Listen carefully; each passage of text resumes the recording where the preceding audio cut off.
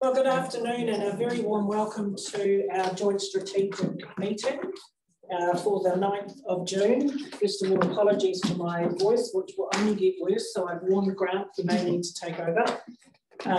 So a very warm welcome to all those here in the chamber today and all those on Zoom who have also joined us in our meeting. Apologies. Do we have any apologies of our team? Councillor Belsky, or is he on Zoom? No. Could be snowing and ringing here. It could be. Councillor Zolfika, but for lateness, we'll be online. Thank you. Do I have a mover and a seconder for those apologies, please? Happy to move them. Councillor Marsh, put the motion. All those in favour, please say aye. Aye. Against? The motion is carried. Thank you. Confirmation of minutes, item 3, we're on page 5. Do I have a mover and a seconder, please? Thank you. Have a mover and a seconder. Councillor Ford. Any discussion? Councillor Runford. Thank you, Madam Chair. Just in terms of the notification of items for the next meeting, I had requested an update on the shared library services in Ashurst. There's a reference there to minutes of 3 different meetings, which updates were provided through those, but that's not the update of the current position.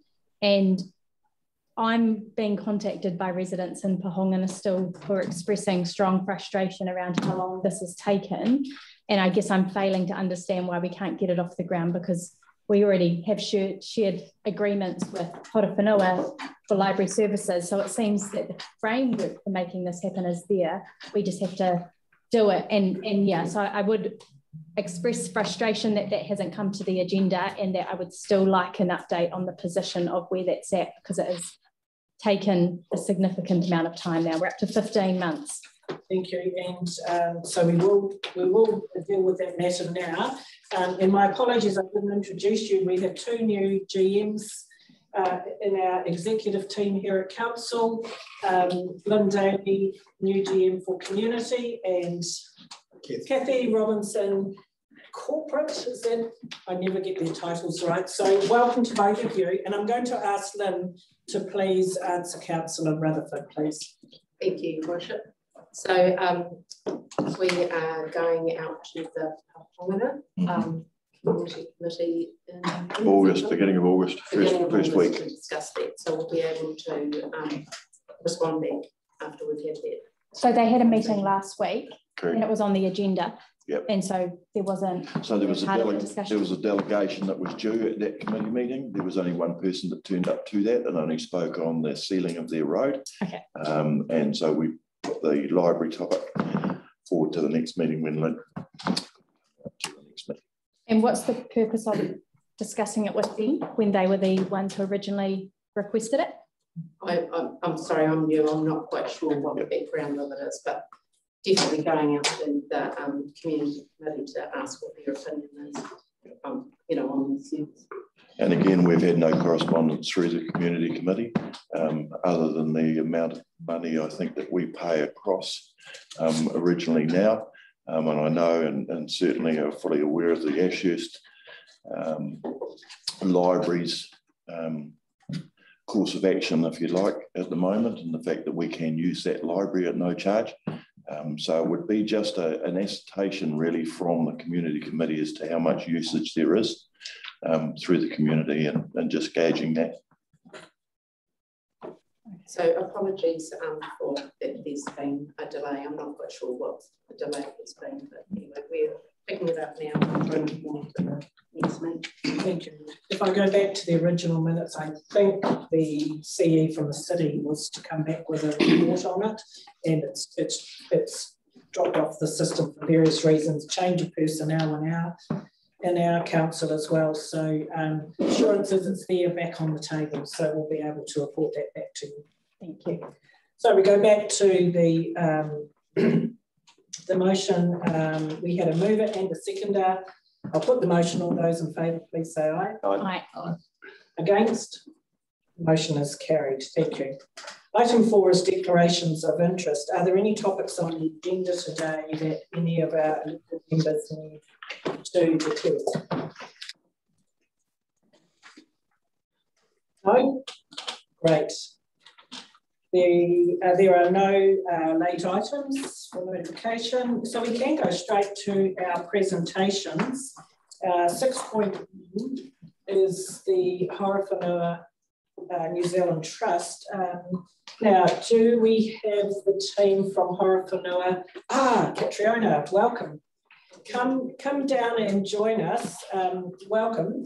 So Catriona is going to do a presentation to us on the Horowhenua New Zealand Trust, and Catriona is the CE, and she'll introduce herself. Have you got Anthony with you today? Yep, he's on the Zoom up there. Oh, welcome, Anthony. Thank you for joining us. And Anthony is the chair for the Young Horowhenua New Zealand Trust. So the trust is a not-for-profit that is a mix of interested parties in the Horowhenua community that have come together to work collaboratively on projects that benefit the area. So I'll hand it over to you, and welcome and thank you for making time. Cool. Kia ora katoa, ko Katrina Makai toko ingoa.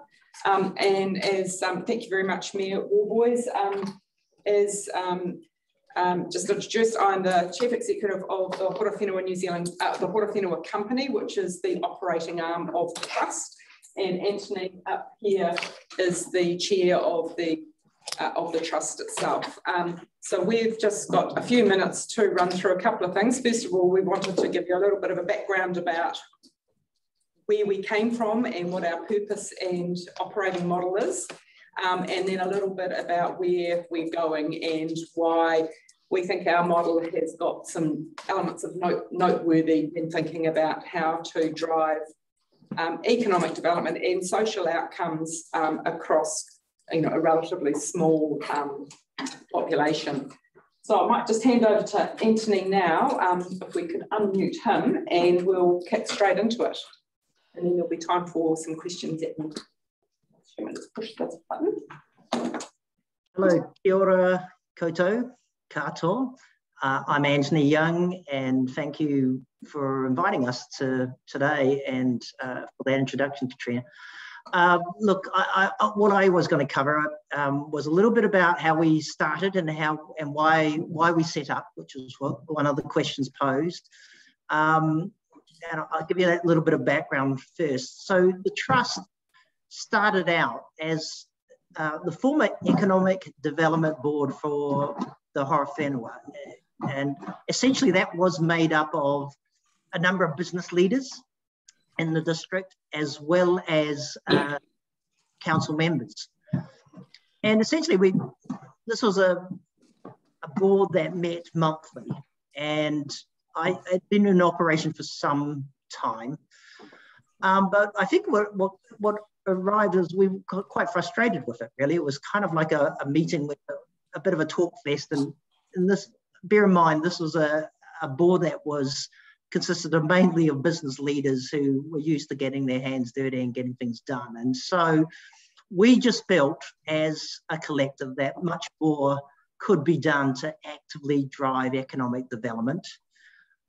We proposed an independent entity to council to manage economic development and partner with them on several initiatives. And it, not being in the local government world, I kind of myself wondered what the big deal was of being independent. And I guess over the years, I've learned and understood more about how councils operate and some of the challenges that they face. So the key advantages we found was, look, we just weren't as hampered by some of the challenges that the HDC faced.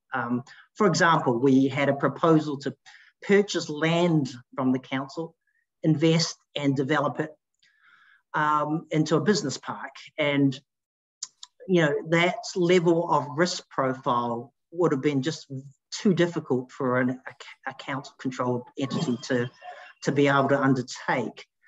And you can imagine we were applying for consents to enable that business development to be built, which the optics of that, the developing also being the approving arm of those consents would have been very difficult to address.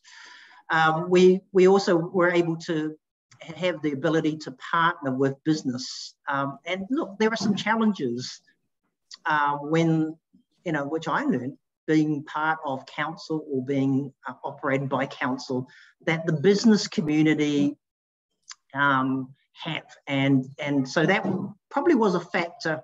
And what we learned is that partnering with businesses has really enabled our economic development model to work really effectively. So I think just the attitude of businesses is less about, so what are you going to do for us?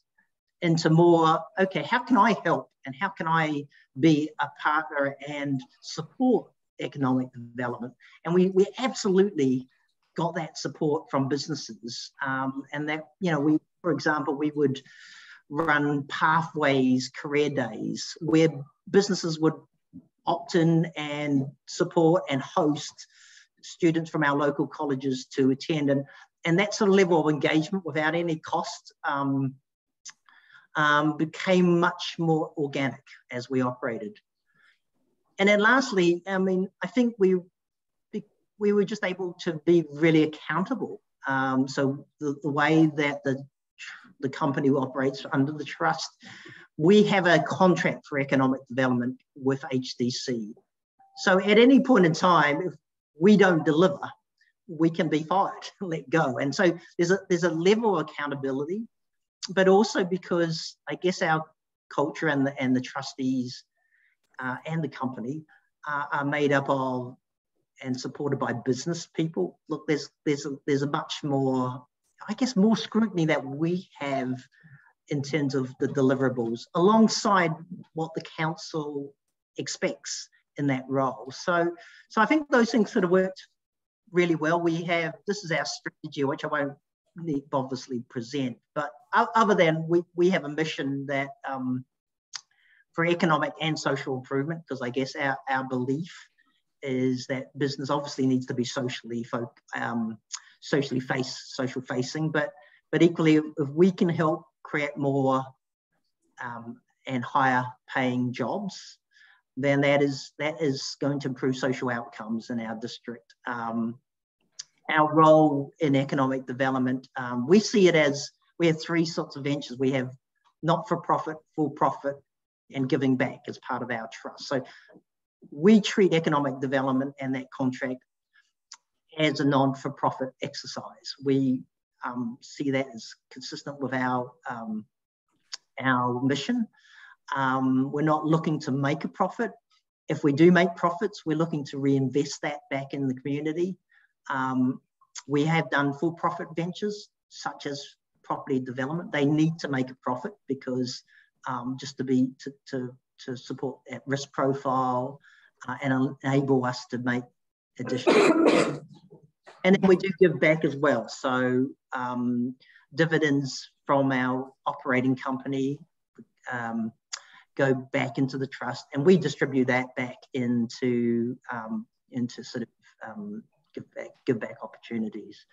So that's sort of essentially the model that's worked, and then we've been able to expand, which Katrina can add to, additional roles where we're able to get funding or to operate that build upon that economic development agenda. So yeah, that kind of sums up a little bit about where we've come from and why it works. I mean, if the shorthand answer to that is that we are more able to be connected to the business community. We're more, get their engagement. We're vested in the community. We're not a for-profit venture, and the level of accountability that and outcomes that we have are very aligned with the business community as well as obviously HDC's goals. Thank you. So, I'm not doing a very good job of pushing the button. So my apologies, this is very small text, but it was, you have the presentation. I just wanted to reiterate a couple of points really there. First of all, this is a very new, the model has been only been in place since 2018. And I think over the last 4 years has been focused much more on that getting established and getting some runs on the board. So I thought it was useful for you to understand the kind of pace at which this is developed. So through from April 2018 through till, so 2018 in my mind was the period of actually getting the thing established, getting the trust established, getting a contract for services agreed by the full council to effectively outsource economic development. Now, I just stress, we only look after economic development. We don't take any broader responsibility for destination management or any of the broader promotional activities associated with Horowhenua. Then in June 2019 was really the first test of the new model operating, where we entered into an agreement to purchase some land from council. It was unused council, underutilised council land, and as Anthony said, to develop that into a business park. And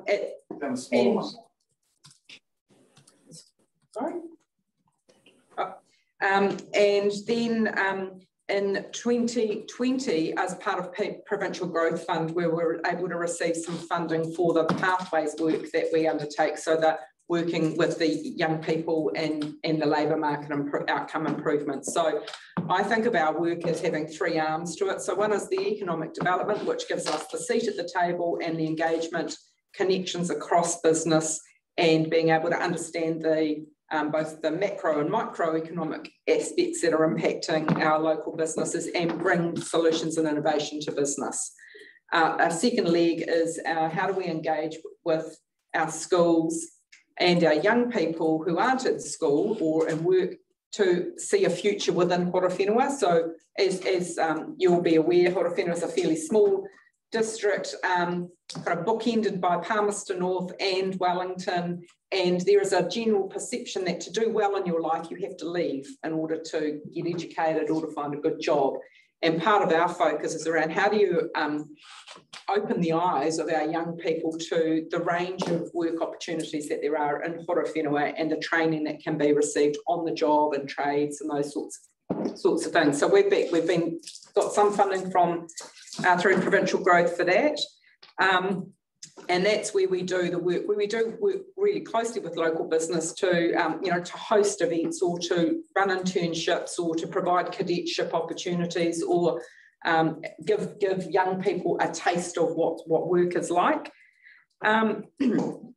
And then I came along at the middle of last year, and we, as we reached the end of that establishment phase and moving more into the ongoing kind of sustainability model, we have renegotiated a new contract with council. So we reached the end of the first term, unanimous approval to continue the arrangement, and for us to actually to put a little bit more emphasis on things that would be more valuable for the council. I'll touch on that very very briefly.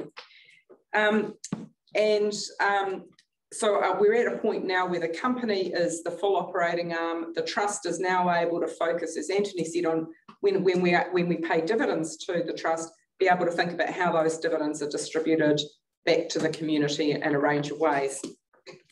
So very briefly, just a few of the highlights. Because we're an economic development agency, you've always got to put a bit of economic data up there, but this is fairly aged information. But I guess the key thing was certainly not trying to suggest that the shifts and the improvements and some of this economic settings are due to solely due to our activity, but I think it does, by having a dedicated focus around economic outcomes and some of the social outcomes, allows you to see what your impact is and to demonstrate where you can make a difference. So as I've talked about, we've launched what we call now a Get Go, which is our Pathways program. We've completed that business park development. That was all, we took an approach to bring the land to the market in relatively large lots that then can be further subdivided and developed as the market needs.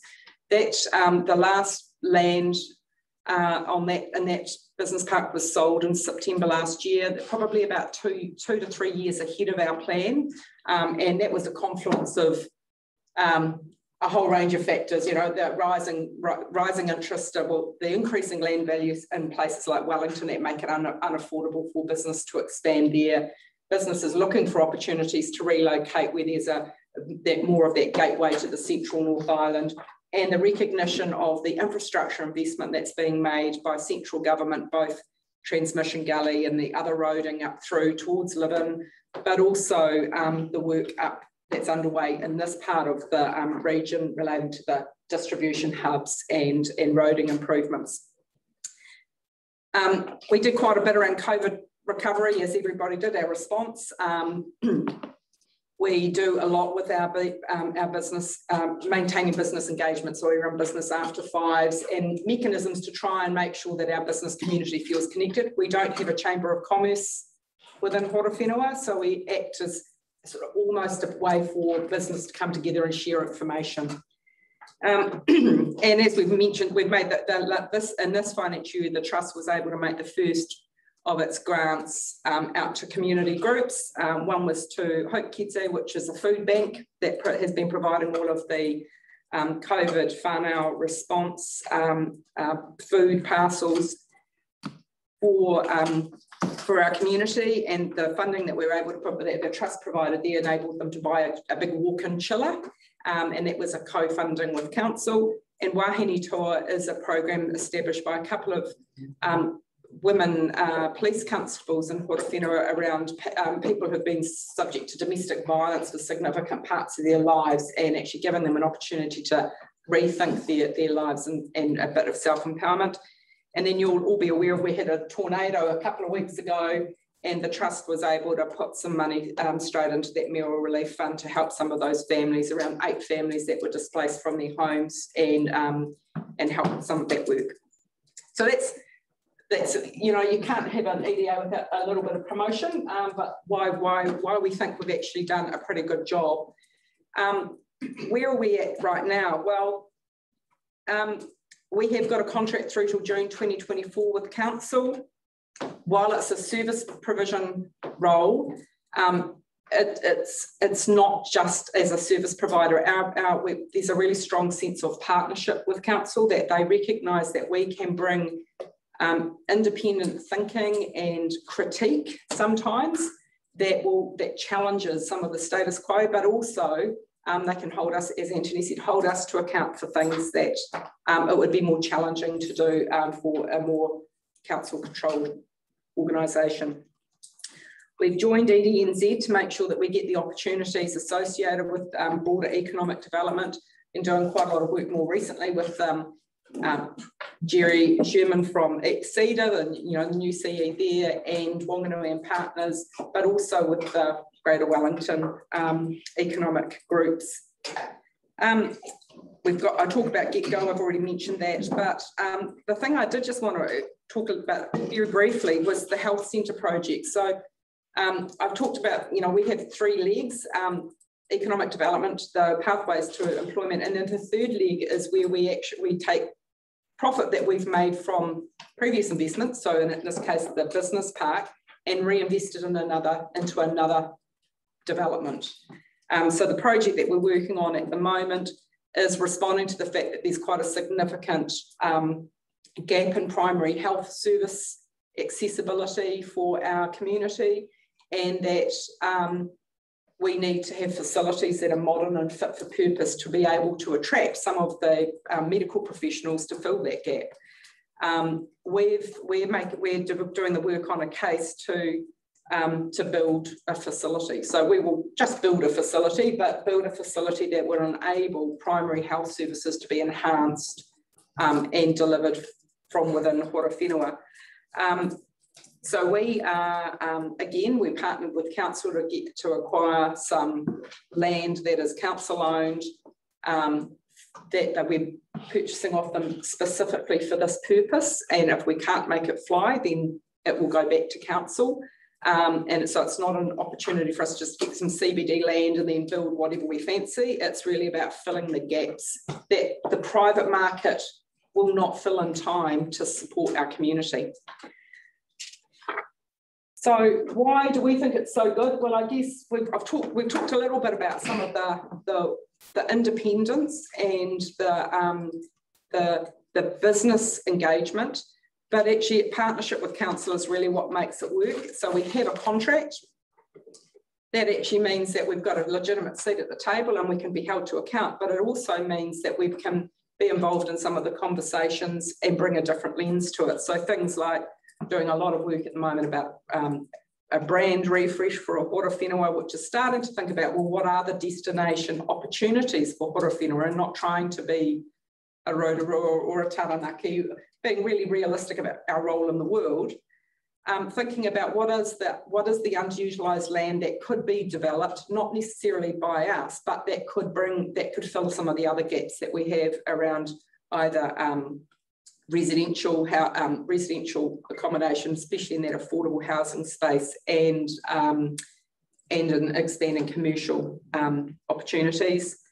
We're getting involved in some of the work that's being driven out of the Wellington Regional Growth Framework around the Western Corridor, working to understand out. We've got 2 primary iwi who are not settled, quite strong aspirations and quite strong deprivation, and how can we support some of their aspirations by investment of our capital. And then our council has just recently adopted a couple of quite significant long-term strategic documents. So the Hora Whenua Growth Strategy 2040, which sets out the next period of what the strategic direction is, and the blueprint, which brings together all of the strategies and plans and sets out really clearly the actions. So that's kind of what I wanted to just give you a bit of a taste of. Tell I'm quite passionate. I could talk about this for hours, but and I'm well aware we're over time, but I'm really happy to answer any questions. I've got a little bit of paraphernalia that I can leave for you, for those that I know some of you have already had it, but really happy to answer any questions that you've got. Excellent. Thank you to you both for the presentations. And I did hear you previously at the A25 lead team meeting, and yeah, absolutely, your passion comes through for both of you. So well done. Let's open it up for questions. Councillor Rutherford. Thank you, Madam Chair. Thanks, Katrina and Anthony. This is very impressive, and I've just had a quick look at your website as well. I had some of my questions I answered myself on there.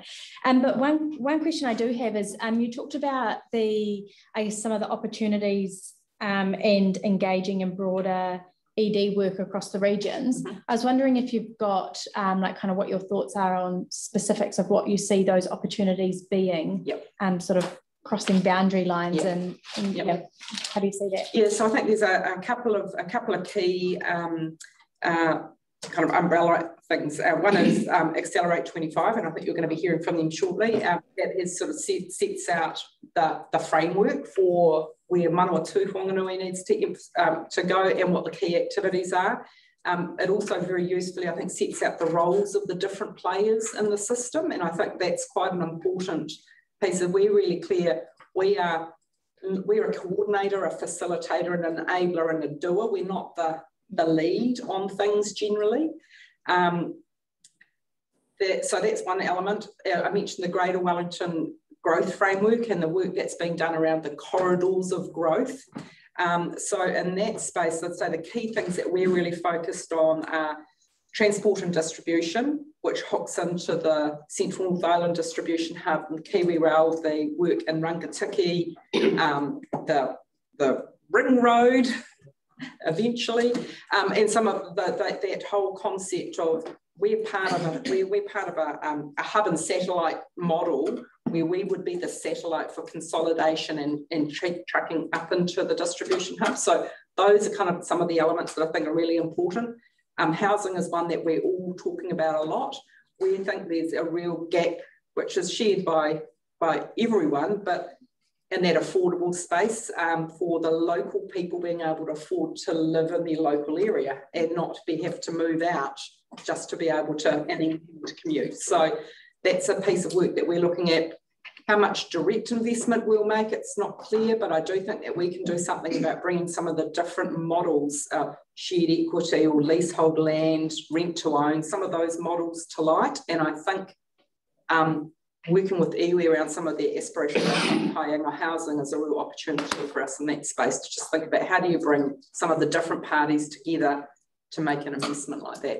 So those would be the key things. I won't go on about the labour market, but the labour market is something that's really constraining us all and really, really concerning. I'm quite worried about our economy is quite a small number of quite large employers and then a lot of very, very small employers. I'm quite worried about the impact of supply chain and delays in infrastructure projects that will have a flow-on impact for some of our smaller organisations. But thank you. Thank you. Thank you. Councillor Harbiter. Thanks, Madam Chair. Thanks, Katrina. That's been really interesting. I just wanted to pick up on one of the points that you brought up, which was around that you don't deal with destination management and tourism. Who in your area, can you hear me? Yeah, who in your area deals with that for you?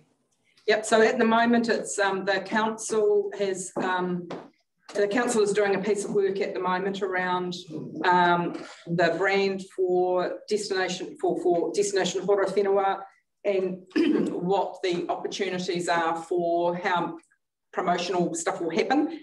To be perfectly frank, we don't do an awful lot of it. We're not really a destination. We're a place that you stop and you buy petrol because it's very cheap.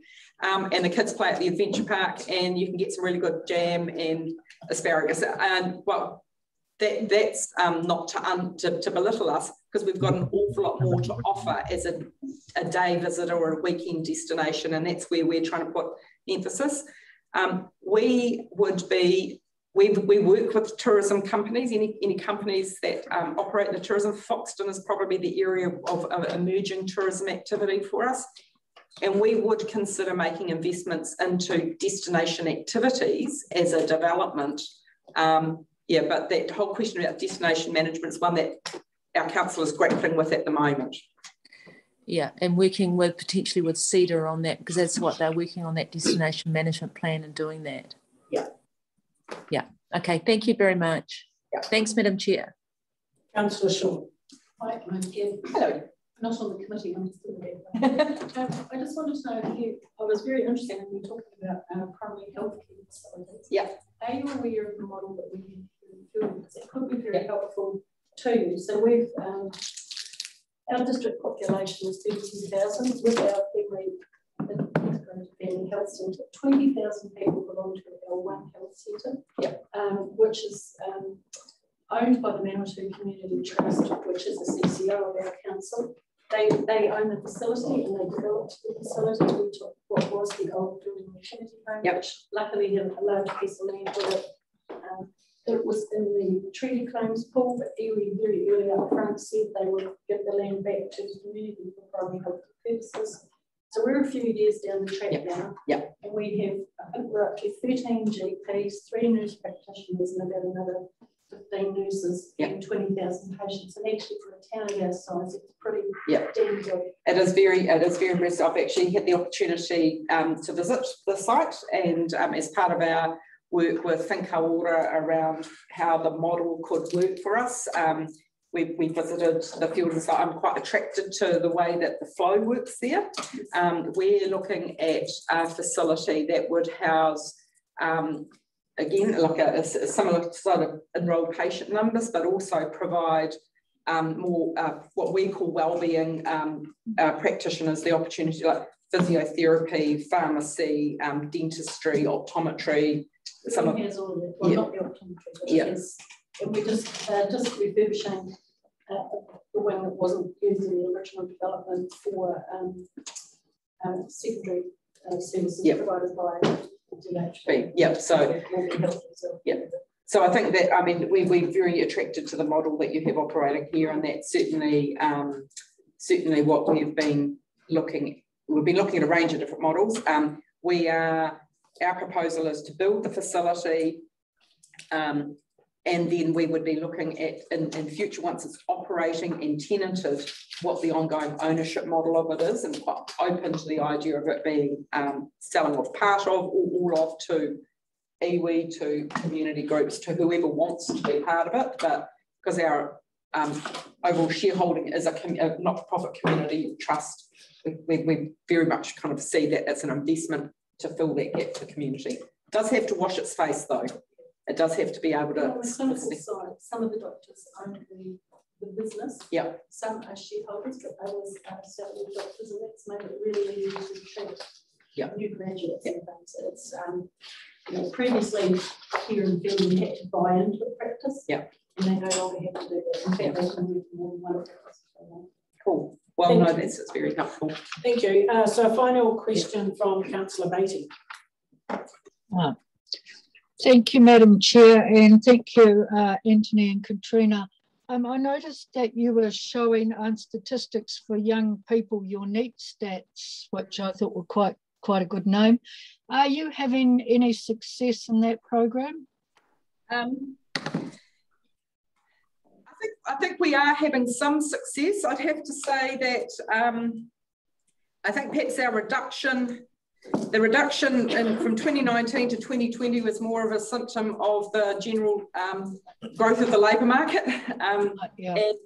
But I think where we're able to work is we bring the view, we've got arrangements with all three of our colleges to quite actively support, and we've developed with them a work ready program, which is not about us going in and delivering things within the school, but it's about supporting the school to have better conversations with the young people about what work is.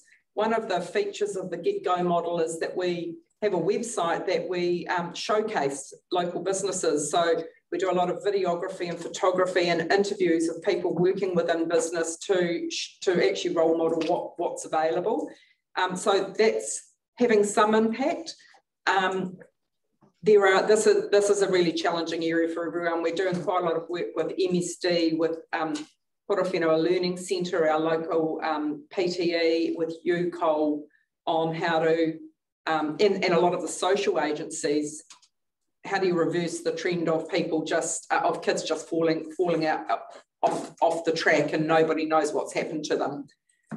So it's an area that's quite vexed. We are working quite hard on it, but it's very slow progress. Thank you. Thank you. Final question, Councillor Ford. Thanks very much. Very quick, just to do with the business park. Yep. Can you just tell us a little bit more about it? Was that land purchased from council? Yep. And roughly how big was the land? How many sections? Yep. And sounds like a success. Yep. Land was sold ahead of time, etc. Yep. So it's around about 14 hectares, so not a huge space. It was, we divided it into 8 lots.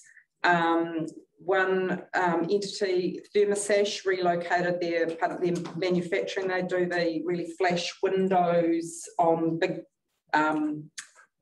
sky rises. They relocated their manufacturing plant from Seaview to live in, and they took 2 lots. Now I've got a very big premises there that's operating now. The LT McInnes, a big Wellington family-owned construction company, has bought about 3 lots, and they are subdividing those at the moment, one for their own use and one for, they'll be tenanting it out with other organisations. We've got a couple of local families that have bought for development for their own expansion, and family businesses for their own expansion. We've got a couple of other large construction and manufacturing aligned industries that have bought land to develop their lots, and then a big chunk of it has been DIA have bought it to build a big regional data repository for archives there. So that's really what sparked it on so quickly. I think that it's a little bit like throwing a rock into a pond, and some of the ripples that flow out as a consequence of that investment and people starting to see development happen, a lot of the other land that have been held for quite some time is now being developed by the businesses that are operating there. So we don't need to claim all of the profit. We just need to accelerate or enable something to happen and then let the market take it forward. I'm convinced there's another business park in us though, so we're keeping our eye out for some more commercial land. Yeah. Thank you very much. It's really interesting. I did want to add just as one comment or two, just that firstly, all these achievements and the trust would not have happened without the backing of the Horowhenua District Council. Right from the start, they supported this, helped facilitate it, and that's really difficult to lose control of this quite important function. And we had meetings where, yeah, we're not 100% doing exactly what the council would have done, but there's some real benefits to that. For example, with O2 and L, both the council were doing meetings with Phil Twyford at the time, the minister. We also came in and met with them separately and had, gave them the business's perspective of the importance of that road, which really complemented, the argument that the council is making from a community perspective. And then lastly, just, the relationship you have when you have a client is quite different than being your master. In fact, I think there's more power and more, you get, a better level of direct accountability if we're servicing an agreement that the council is issuing. So that relationship is different, and we think kind of delivered better outcomes overall for our district. But the council were really brave to be able to take that step and back the trust. And I think that's largely a major factor in the kind of results we've been able to drive. Excellent. Thank you to you both. Thank you for making time today, and congratulations on the work that you've done today, where you've got the trust to the success stories that you've had, and there's certainly some really good learnings there for us as well. And I think the fact that we're all willing to share what we're doing and to make the economic development drive in each of our areas, that's just to be celebrated and make sure that we keep this going, that dialogue between us all. So well done. I wish you all the best for the future for your second park. Yeah. Looking forward to hearing all about that. So thanks for your time today. You're welcome to join us and stay if you wish, but thanks. Thank you. I really appreciate the invitation. Thank you. Just leave these little bits of give them to Linda, she can distribute them. Thank you. Right, 6.2, second presentation from Accelerate 25, and we welcome Michael McCartney, CE from Horizons, and Craig Nash from Accelerate 25. So welcome to both of you. You're both familiar faces to us all here, and today was really the opportunity to get an update for all of the elected members from both councils, and an opportunity for us to ask any questions. So we'll hand it over to you. Kia ora tātou. Thank you very much. Great to see familiar faces and being back in quite sunny building. But look, it's a great opportunity for us to present to you. And as you quite timely given Katharina's presentation, a nice segue into where A25's at. And I'll ask Craig shortly to run through a bit of the detail of the refreshed action plan and where we're tracking. But what I want to say from the beginning is that A25 is not an economic development agency. It's a grouping of leadership across the region to come together to serve to actively advocate for projects at scale and provide support for EDAs that might need it in terms of lobbying or whatever. So it's come together with a leadership group comprising business, iwi, and local government. So Lee Grant Smith's on the team for this with us.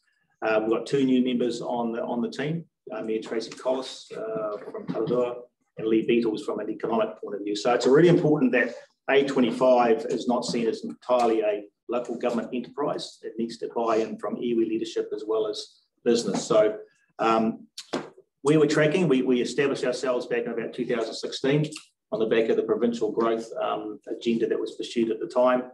We have benefited from the funding that came through the Provincial Growth Fund, and the Accelerate 25 brand came out of the refresh and the work we've done since 2015. It's still alive today. The buckets of money that are available to us are shrinking. So in Katarina's days, there was a lot more money available to us, and we did pretty well in actually securing funding for the region, but that has shrunk significantly, but we're still advocating through Kanoa. But in terms of context of where we've come from, back in 2015, our region was the least performing economically in New Zealand.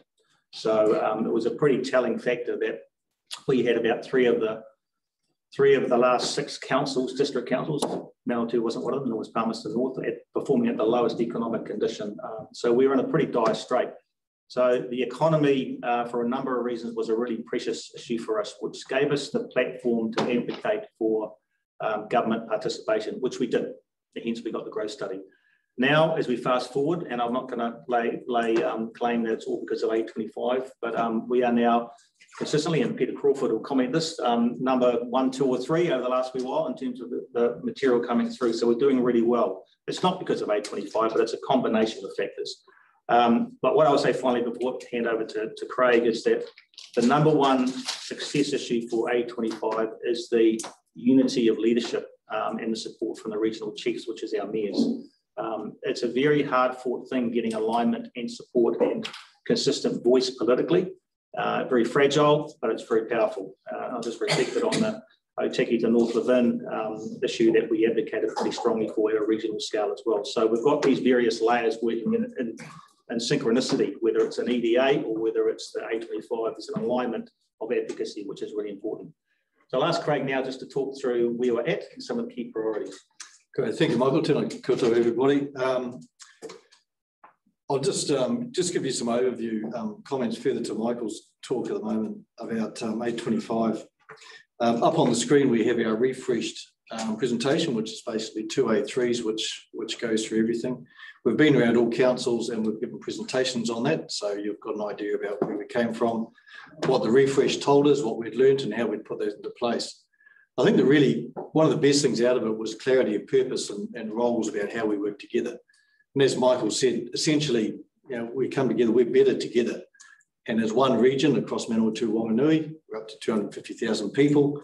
And then across central New Zealand, we're even bigger and better. We can actually achieve a whole lot more. So that's really the theme about what we do. As an overview about Accelerate 25, we've got on there that we really create and drive the environment to accelerate key priorities. And those priorities have some rigour around them as to what they are for the region, and we've just refreshed those. We identify the areas, we work out what's the most important thing to focus on those areas, and we then form the resources to do that and help to do that, or join teams or make teams to get them underway, and then support them, fund them, and help with the connections. And essentially putting the more people we get involved in these we've got a vested interest, the better they go. And particularly business people, iwi, volunteers as well. We find that if you get good people working hard to get on the right stuff at the right time, good things happen. So our role is to create that environment, give them the confidence and the support that we are there to make it work. So that's the overall recipe for Accelerate 25. Kanoa is an interesting one. Mike referred to the change in environment of government, and this is our third, phase of government from traditional national government, which was formed under, we did the original regional growth study, to the coalition government in the days of the PGF, the Provincial Growth Fund, which we all know about, to today's environment, which is quite different. The PGF created a wave of activity, almost a money lolly scramble, if we could say. But we did particularly well out of the overall area. In fact, we were the second highest earner out of New Zealand regions for that. So that was a pretty good achievement. But in today's world, it's quite different. And essentially those funds have dried up. COVID's had a significant effect on that and their ability to lay it out.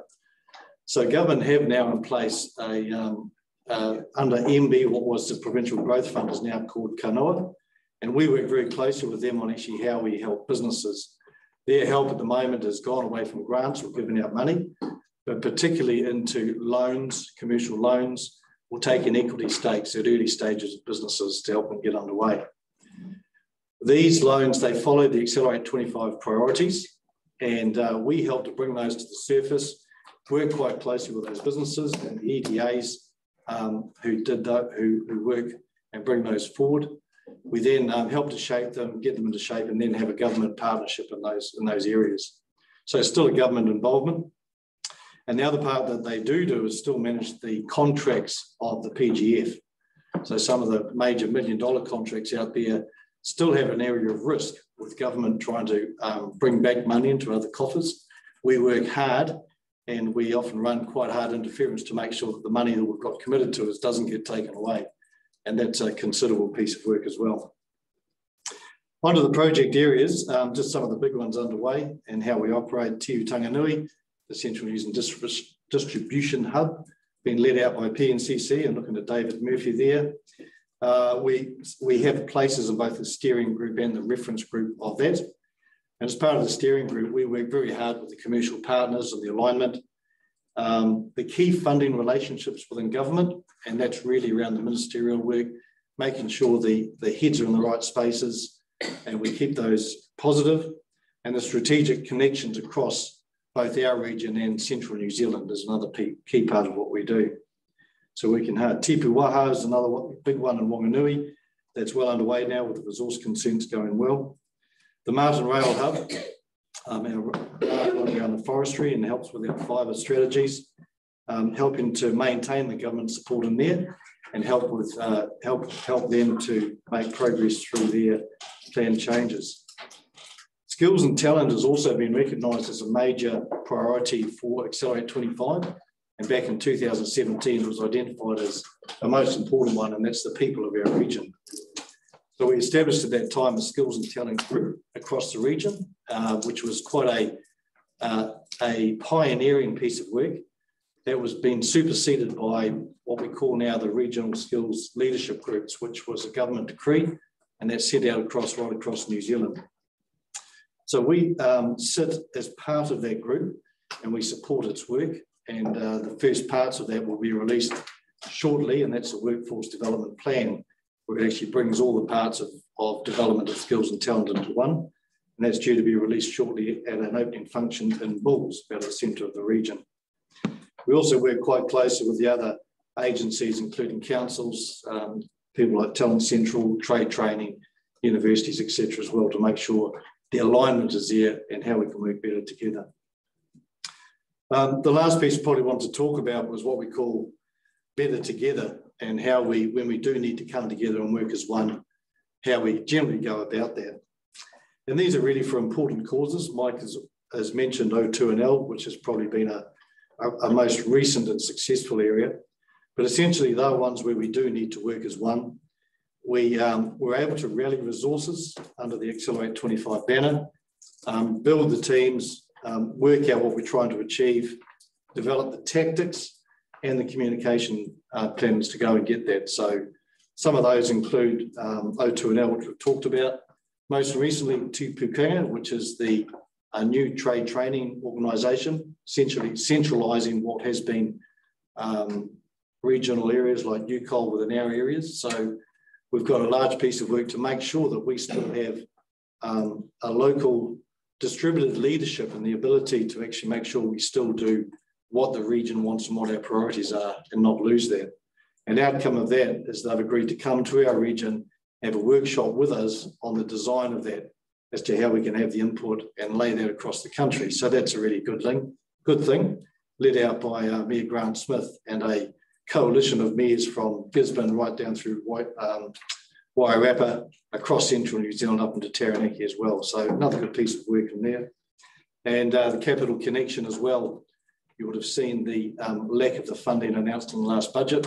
So another piece of work has come together behind the scenes to help grow our coalition and how we work through that to make sure we stay within government. And that's quietly, confidently back on track at the moment, but there's a continual piece of work around that. And I think the last one, and probably most importantly, is the work with other deliveries, and we talk of the EDAs. Nice to hear Katrina's presentation today. We are part of that wider group in the team. And certainly there's large resources in those delivery agents to get things done. and we can provide the link to bring all those areas together as well and work as one across the region. So we're enjoying working and developing those to make sure that we are aligning and using our resources well. So that's about a quick snapshot for me. Michael. Just finally, before we open for questions, Ellen, I guess the model that A25's achieved, we need to reflect on that in terms of its application across other wellbeings. There is an opportunity for us to think about the wellbeing beyond just the economic perspective and bringing the power of the collective leadership together. And, you know, don't underestimate the strength of a busload or a plane load of mayors heading into an office and a minister down in the beehive to actually say, you need to do this for our region. And this happened a number of times. So that can be applied to a number of things. We've heard about housing, we've heard about health. These are issues that are facing our communities as much as New Zealand. And I think that as a leadership perspective, we can reflect on that and draw on the collective strength, recognising that we're all going to have differences across the region. At the end of the day, our common goal is to create a great place for our people to live. So that's something for us to reflect on post the elections coming up. Yeah, here to take questions. Great. Thank you to you both. Let's open it up. Questions? Questions, comments, please. You covered it all. Easy gig. Mayor Grant. Yeah, thanks, Chair. Look, I just want to comment and say thanks to Craig and Michael for presenting to us. I think it's important that the A25 is visible. It is the link that the city and even the other TAs can't get into government at times. It is the regional link. So the ministers do like to have a regional approach, and if anything, that's probably come to the fore even more so with the current government. They like to have a voice that's into the region rather than speaking to 7 TAs and 1 regional council. So it's really important that we work together. Te Pūkenga is another example of the mayors working together, where this time we've grouped in Hawke's Bay and Taranaki together and asked about what is the operating model, which doesn't exist yet, but it's being handed over into a centralised model in 6 months' time or 5 months' time. So we've got an opportunity to try and shape that. And to the credit of Stephen Town Te Pūkenga, he's offered to come and spend 3 hours with us and workshop what that may look like for this part of New Zealand.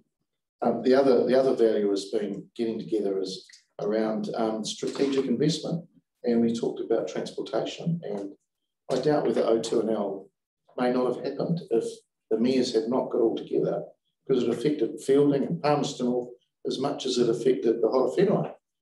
So it was really important that we got together, and the voices of 250,000 people were heard instead of 38 or 40,000 people of the Horowhenua. So it's pretty important that we all stick together, even when things might look like there's not a lot happening. There actually is a lot happening behind the scenes, because a lot of this stuff sometimes isn't as visible until it's actually done, the job's done.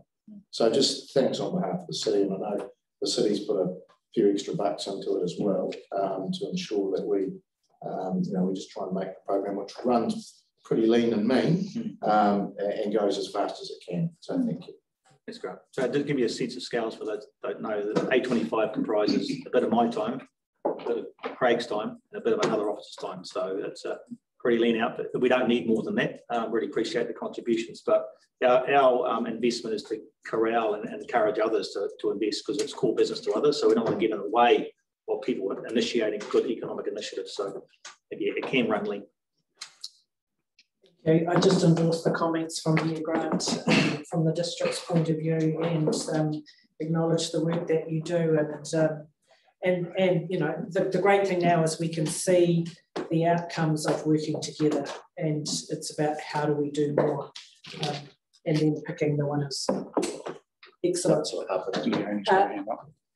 See Councillor Harpiter, do you have a question? Thanks, Mayor Grant. Thank you, Michael and Craig. Great presentation.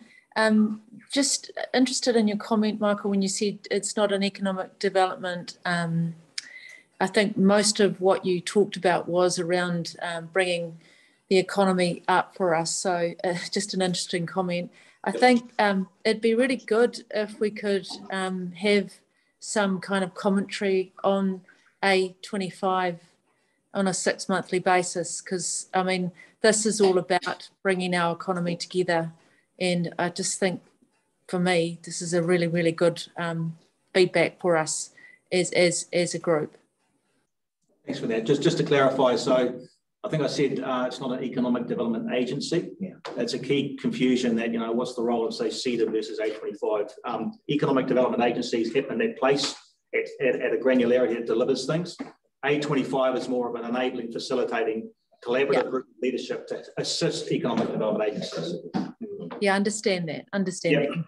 Really happy to come back and present on the frequency, whatever you wish, because we enjoy talking about it. I think that's really important. Thank you. Thanks, Mayor. Thank you. Thanks, Michael and Craig. Thanks for your time today and the good work. Right, so we now move to the officers' report, 7.1. We're on page 11. This is the CEDA Statement of Intent, 2020-2023. This is the final document. We have that document, we have read that document, and welcome the team to come and join us. Welcome, Bobby and Jackie. Welcome. Thank you. As I said, we have the document, we've read that. Hand it over to you just to take us through the highlights you wish to raise, and then be available for questions and comments. Welcome, thank you for giving us this opportunity. Look, this is my first time doing this as chair, so it's really a little bit nervous, so I apologise for that. Look, and it's just really great too to be following on from Katrina and Michael and Grant, and it's kind of like all bringing it all together. So it's really opportune that this has all happened today and all the presentations. My apologies on behalf of Jerry, who's actually at the NZED Hui at the moment, hence you have to put up with me, and luckily I have Jackie with me, so if you've got any serious questions, she will answer those. Look, I do just want to say briefly, I don't have anything specific to do on the SOI, which is no different to what has been tabled in the past, so it's really just approving the final form of that. And of course, with the audit, the audited annual accounts, just bearing in mind that, you know, they are actually, you know, part of it's nearly 2 years old. If you go back to July 20, and we've got to June 21, which is the end of that report. And of course, unfortunately, we're all tired of blaming COVID, but the reality is COVID is still playing a very big part on a lot of delivery, and no less so for Audit New Zealand. And yelling at them louder wasn't going to get us a quicker result. So yeah, it is what it is. We have had a meeting with the auditors for the plan for this year going forward, but of course that's forward focusing, and we have a new audit partner. So, you know, there's always something new, there's always a new reason, but that's okay. And I just want to say also, there's a lot of positive stuff happening, and it's in our reports, and it's in where we're going and how we're going to deliver, but we're not naive enough to not think that there is actually some uncertainty happening in our wider economy, both in the world and in New Zealand, and no less so in the wider Manawatū. And I think we have to be aware of early triggers of that, and certainly in my day job, I'm seeing early warning signs of that and how people are reacting. And I think our community is tired and exhausted a little bit, and exhausted with change. They just, I get a sense that they just can't take on anything new. So we're really mindful how, as CEDA, we're going to deliver to supporting them through the coming year. On the positive note, it's really exciting that we've got new people on our board. We've got a new CEO, which I'm really enjoying working with Jerry.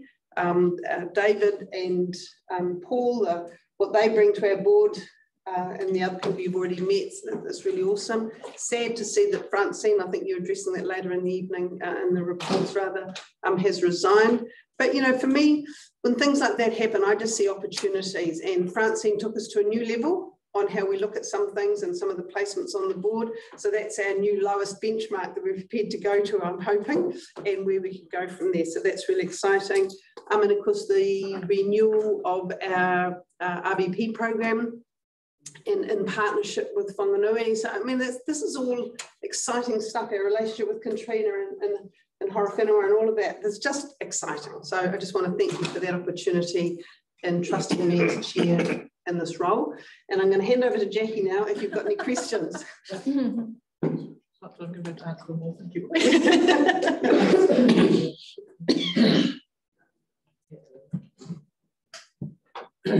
We were just talking about the contracts, and we were just trying to think. I'm not sure that we'd heard it officially. It was kind of on the grapevine. We heard that you had it back.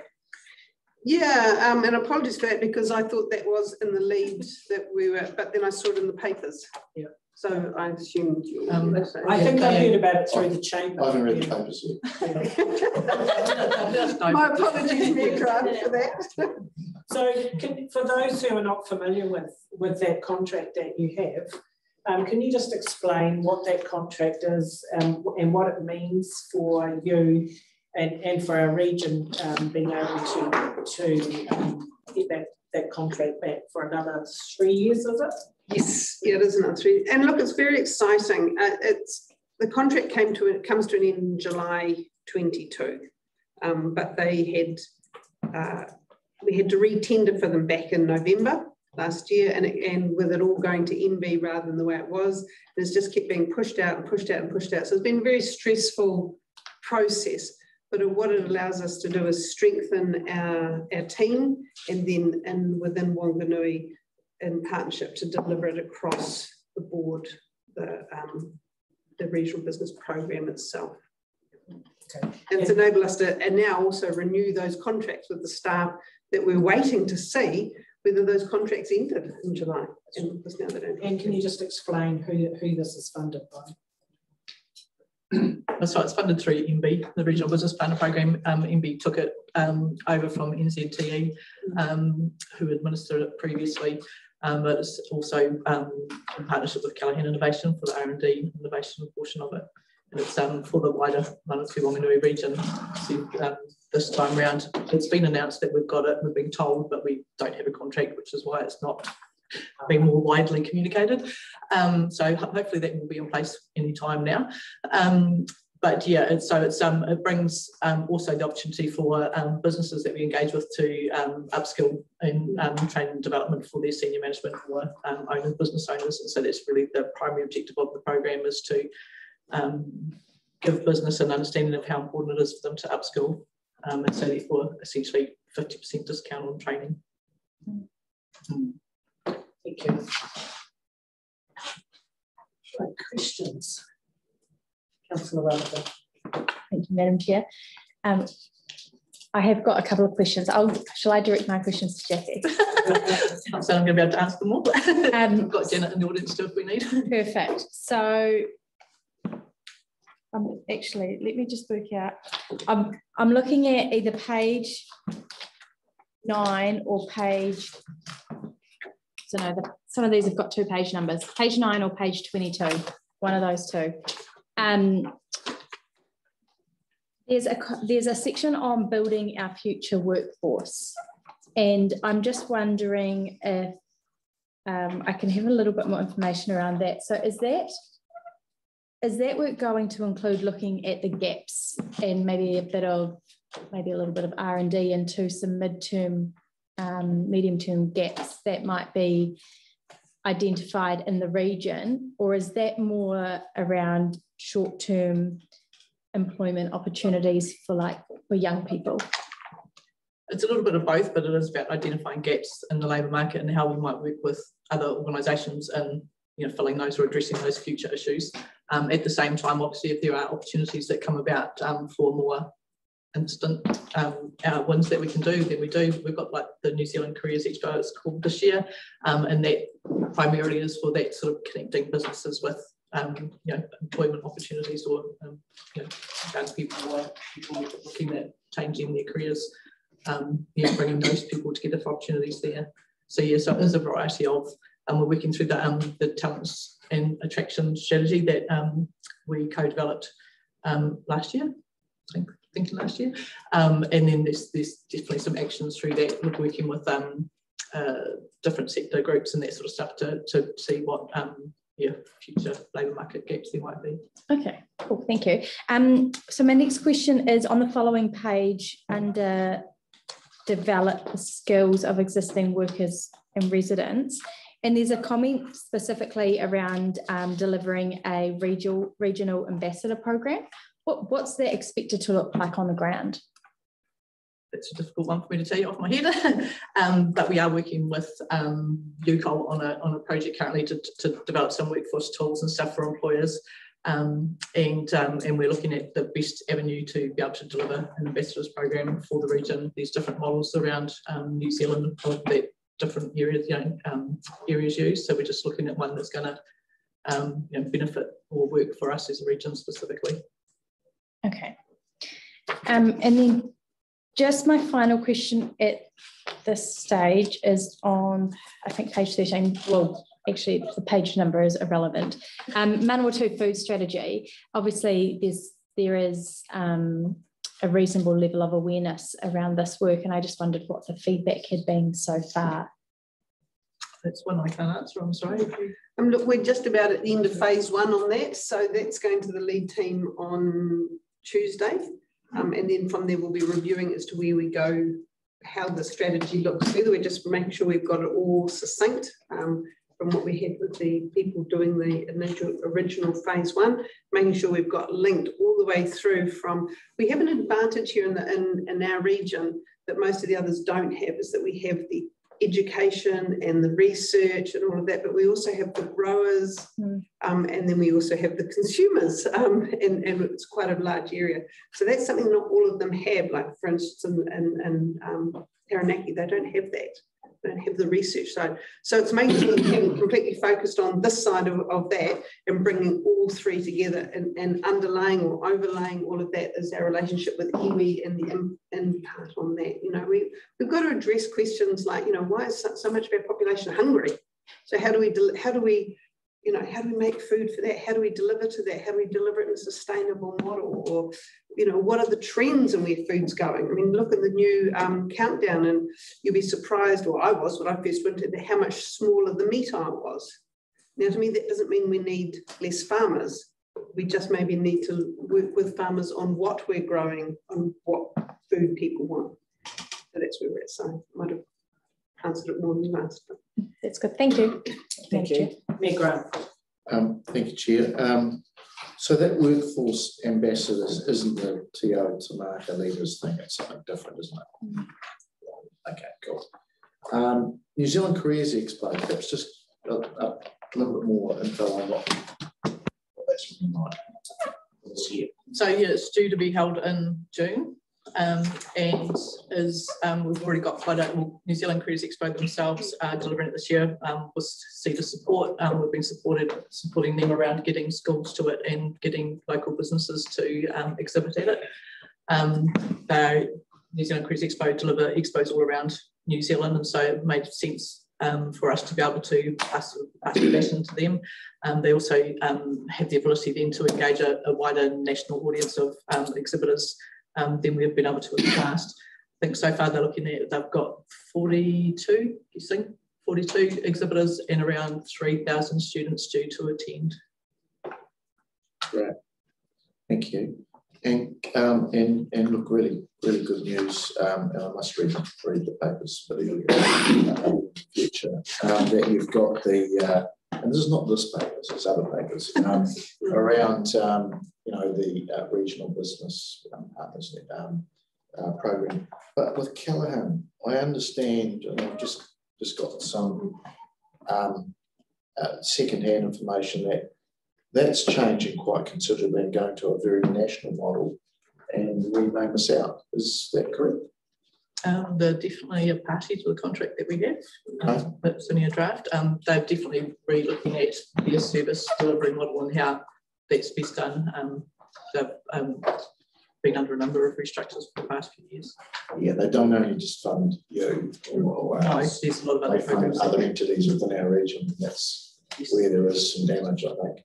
Yeah, and I mean, certainly when we re-tendered for the contract and we, you know, trying to read between the lines or find out where they were going or why it kept on being pushed out, there was a sense that were they looking also for a more national body, and I think that was, this is totally my thoughts, nobody else's, please don't think, that they were looking at a more national body, but I think when they looked into it more and more and more, that might have been successful in, say, 3 main centres, but actually that national body would not have been able to deliver throughout the rest of New Zealand, and so I think they've had to change their thinking and come back to... Including here. Yeah.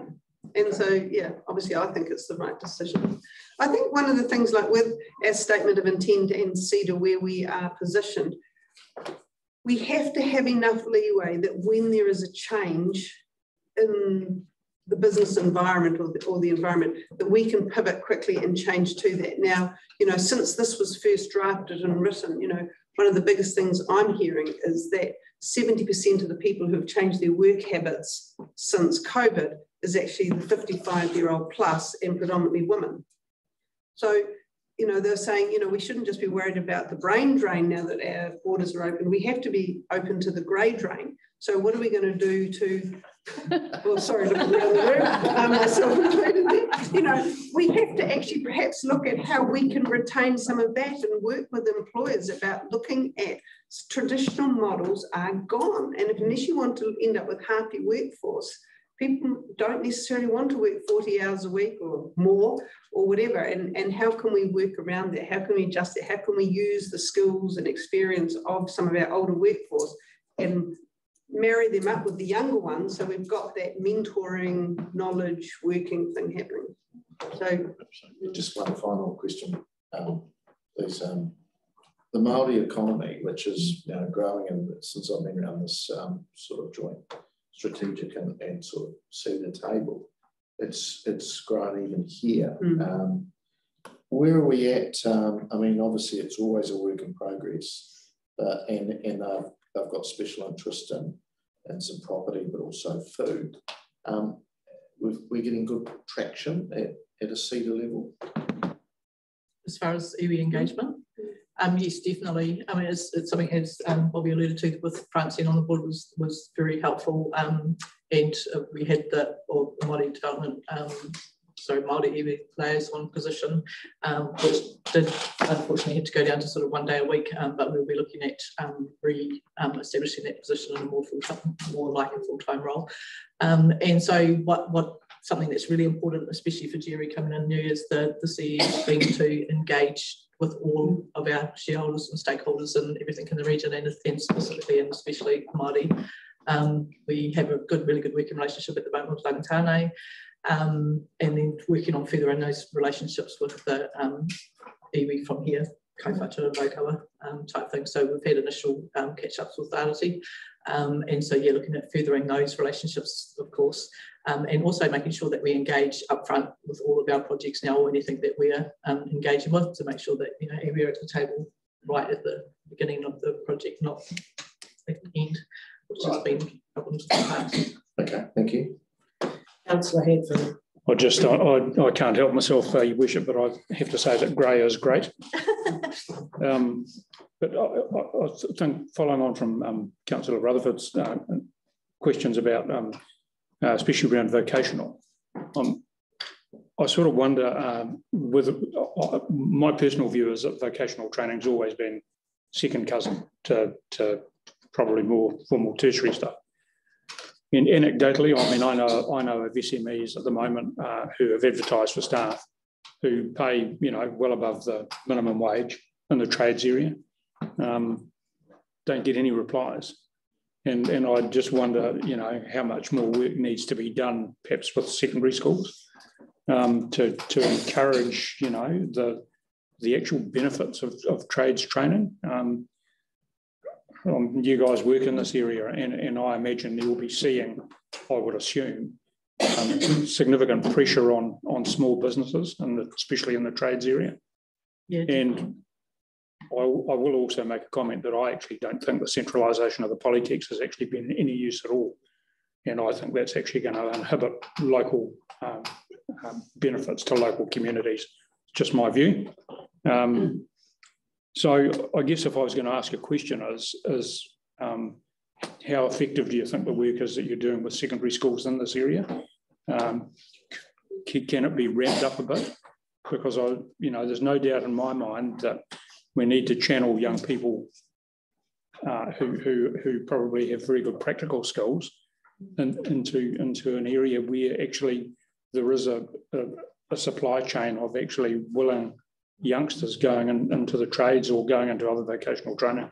Grant, I don't have the numbers in front of me now, but a couple of weeks ago I had those numbers about the number of young people who have gone through now and done a trade, particularly since they included in the free student loan, or not the student loan, and the numbers are that it is working. Of course, it's taken 3 years to come through from that. I know from my own family, I've got an adult son now doing an apprenticeship at 28 in plumbing. So I think it is working. It's just that it takes a while to come through, and I think in the last, particularly the 2 years, people are a little bit nervous about changing because of the COVID thing. And I know I hate using it as an excuse, but while the economy is settling down and we're working out what is the new, there's this overwhelm that people are hesitant to change, except where they're being offered very big bucks, and that doesn't happen in the apprenticeship world. Thank you. Councillor Harpiter. Thanks, Madam Chair. Thank you, Bobby and Jackie. Just a question on the performance measures that are on page 27. Just wanted a bit more clarification around attracting business investment to the region.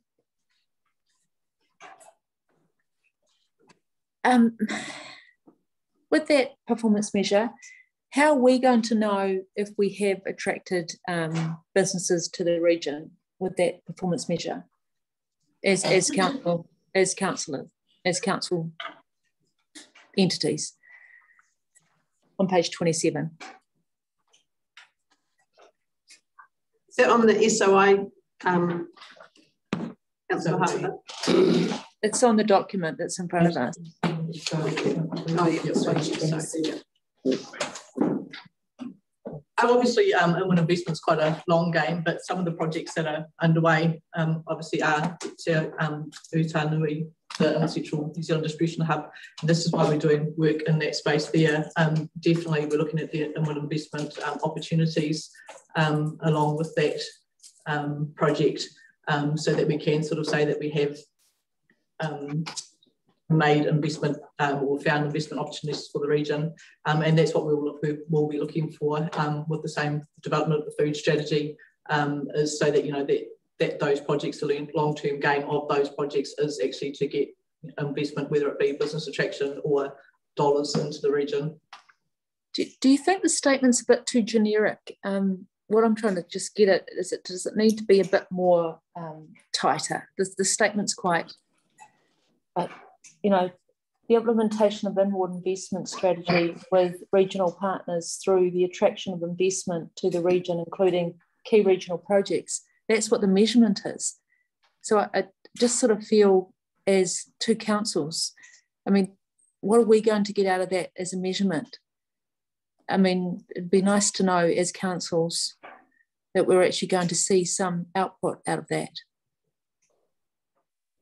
Can you see where I'm coming from? Yeah, we will report against those performance measures that we have. But I don't think we've ever seen any report from that measure, and that measure was the same as last year. So the outcomes of the 22-23 column is what we're suggesting that we will do for the 22-23 year towards that measure. We've got Janet coming to join us. Welcome, Janet. Sorry. I just wanted to add, as a good point, Leonie, and it's one that we have much discussion, particularly around the CEDA board table.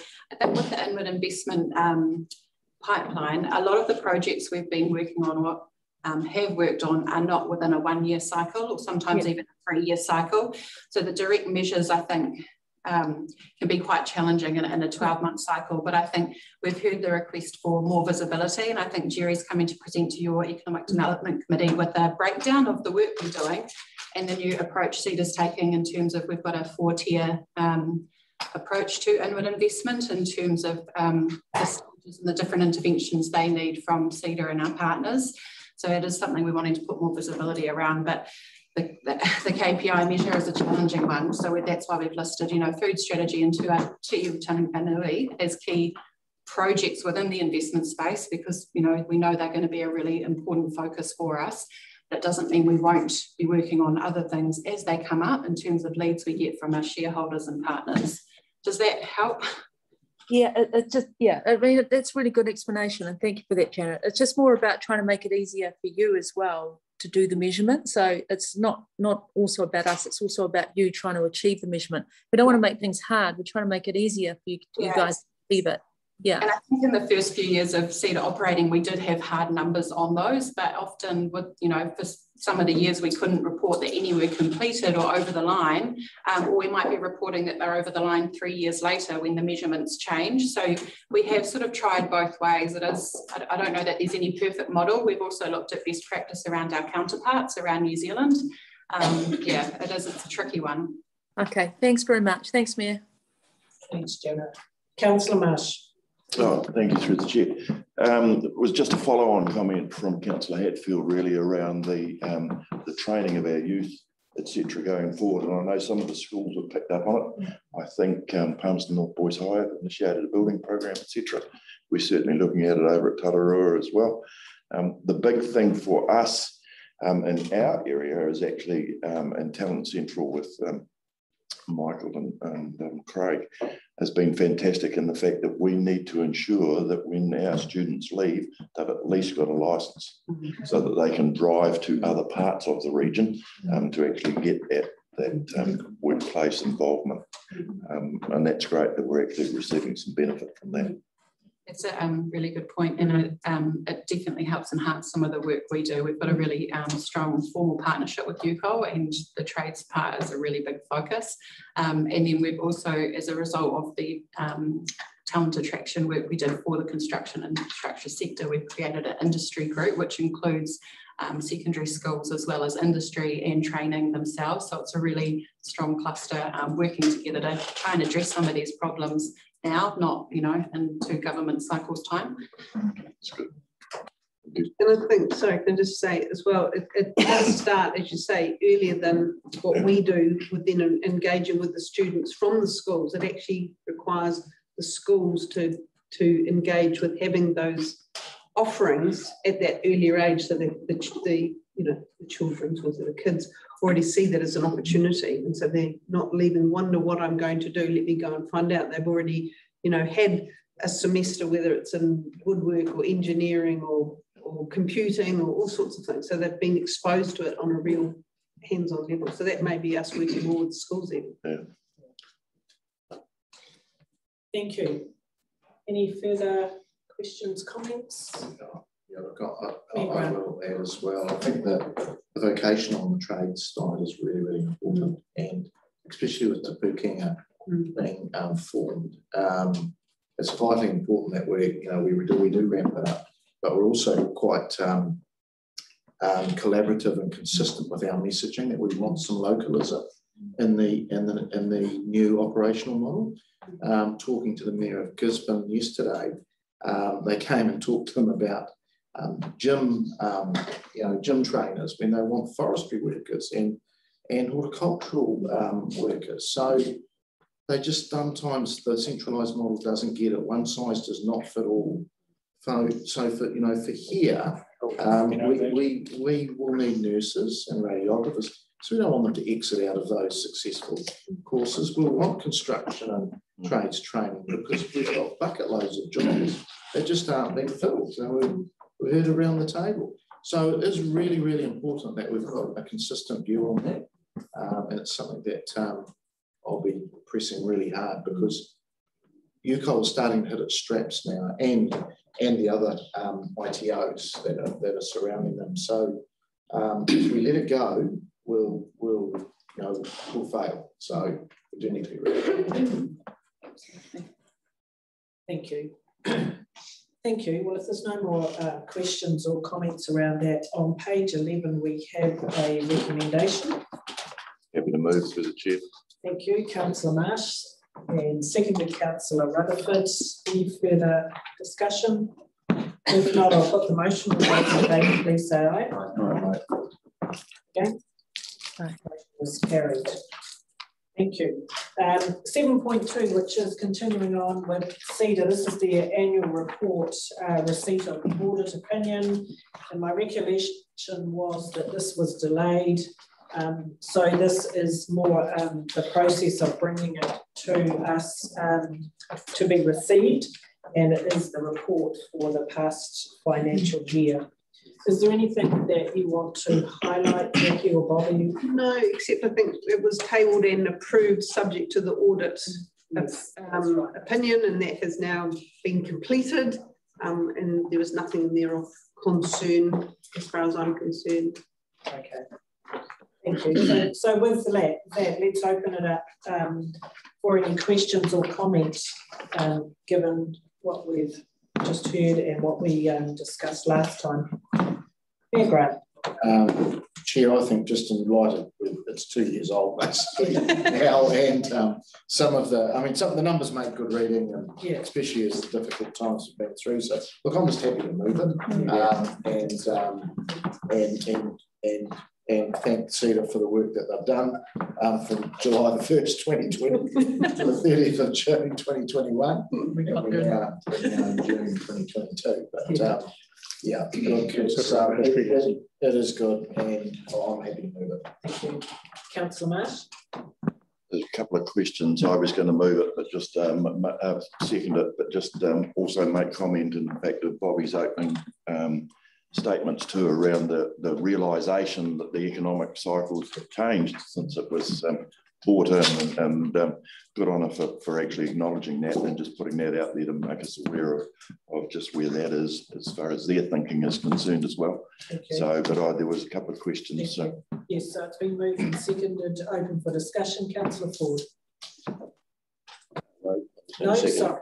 Oh, you're going to second it. Any other discussion before I put the motion?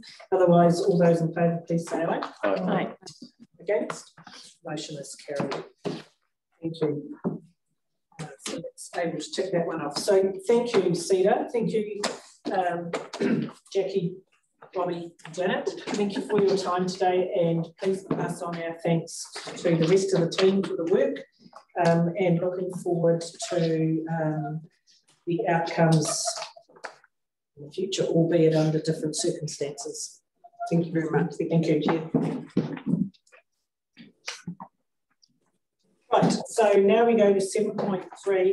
We're on page 135, and this is our Corky economic report.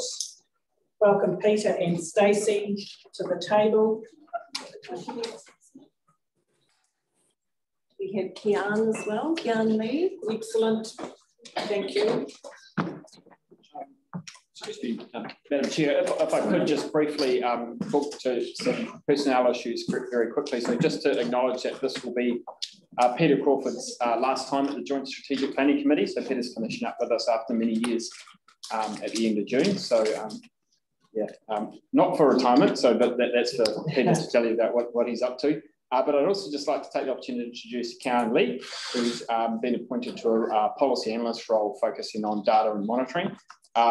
Just to be clear, the city is still in the process of recruiting for a city economist to replace Peter, but Kian's role is there to support Peter for the next few weeks. He's there, and the city economist once that position is formally appointed. So, thank you very much, and a warm welcome.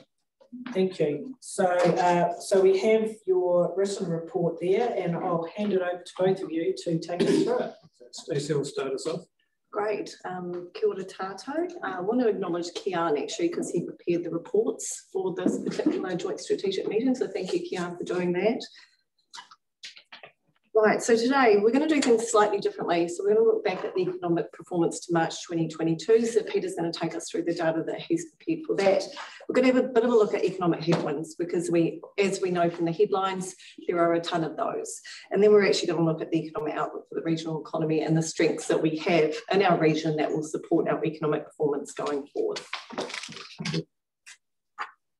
So the regional economy continued to perform very well over the year to March 22, looking backwards. So our industry structure again continues to support our performance, in particular public employment and earnings and our food production industries. We've had really strong jobs and earnings growth over the year.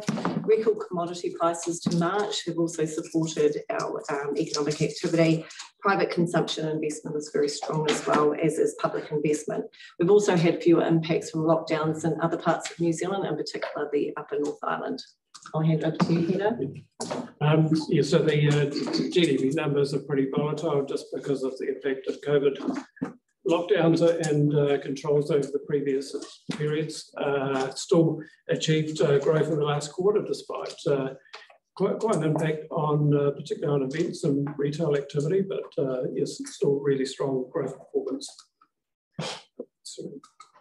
Benefits, you're really encouraging to see those numbers down. The blue line is the work ready numbers, and then the orange line is the people on the job seeker benefit but unable to work because of a health condition or disability.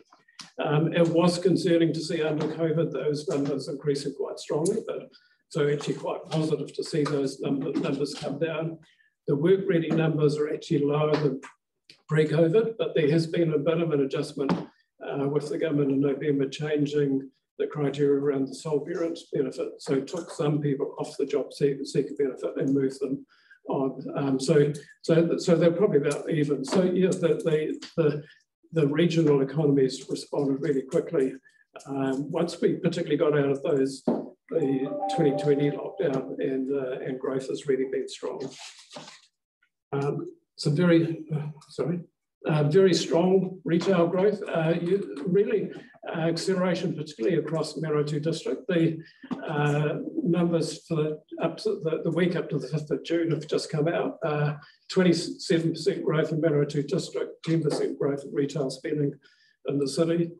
I think the thing we need to be aware of when you're listening to commentary about the economy, Wellington City spending was down 10%, Auckland City was still down 4% on, this is comparing with three years ago.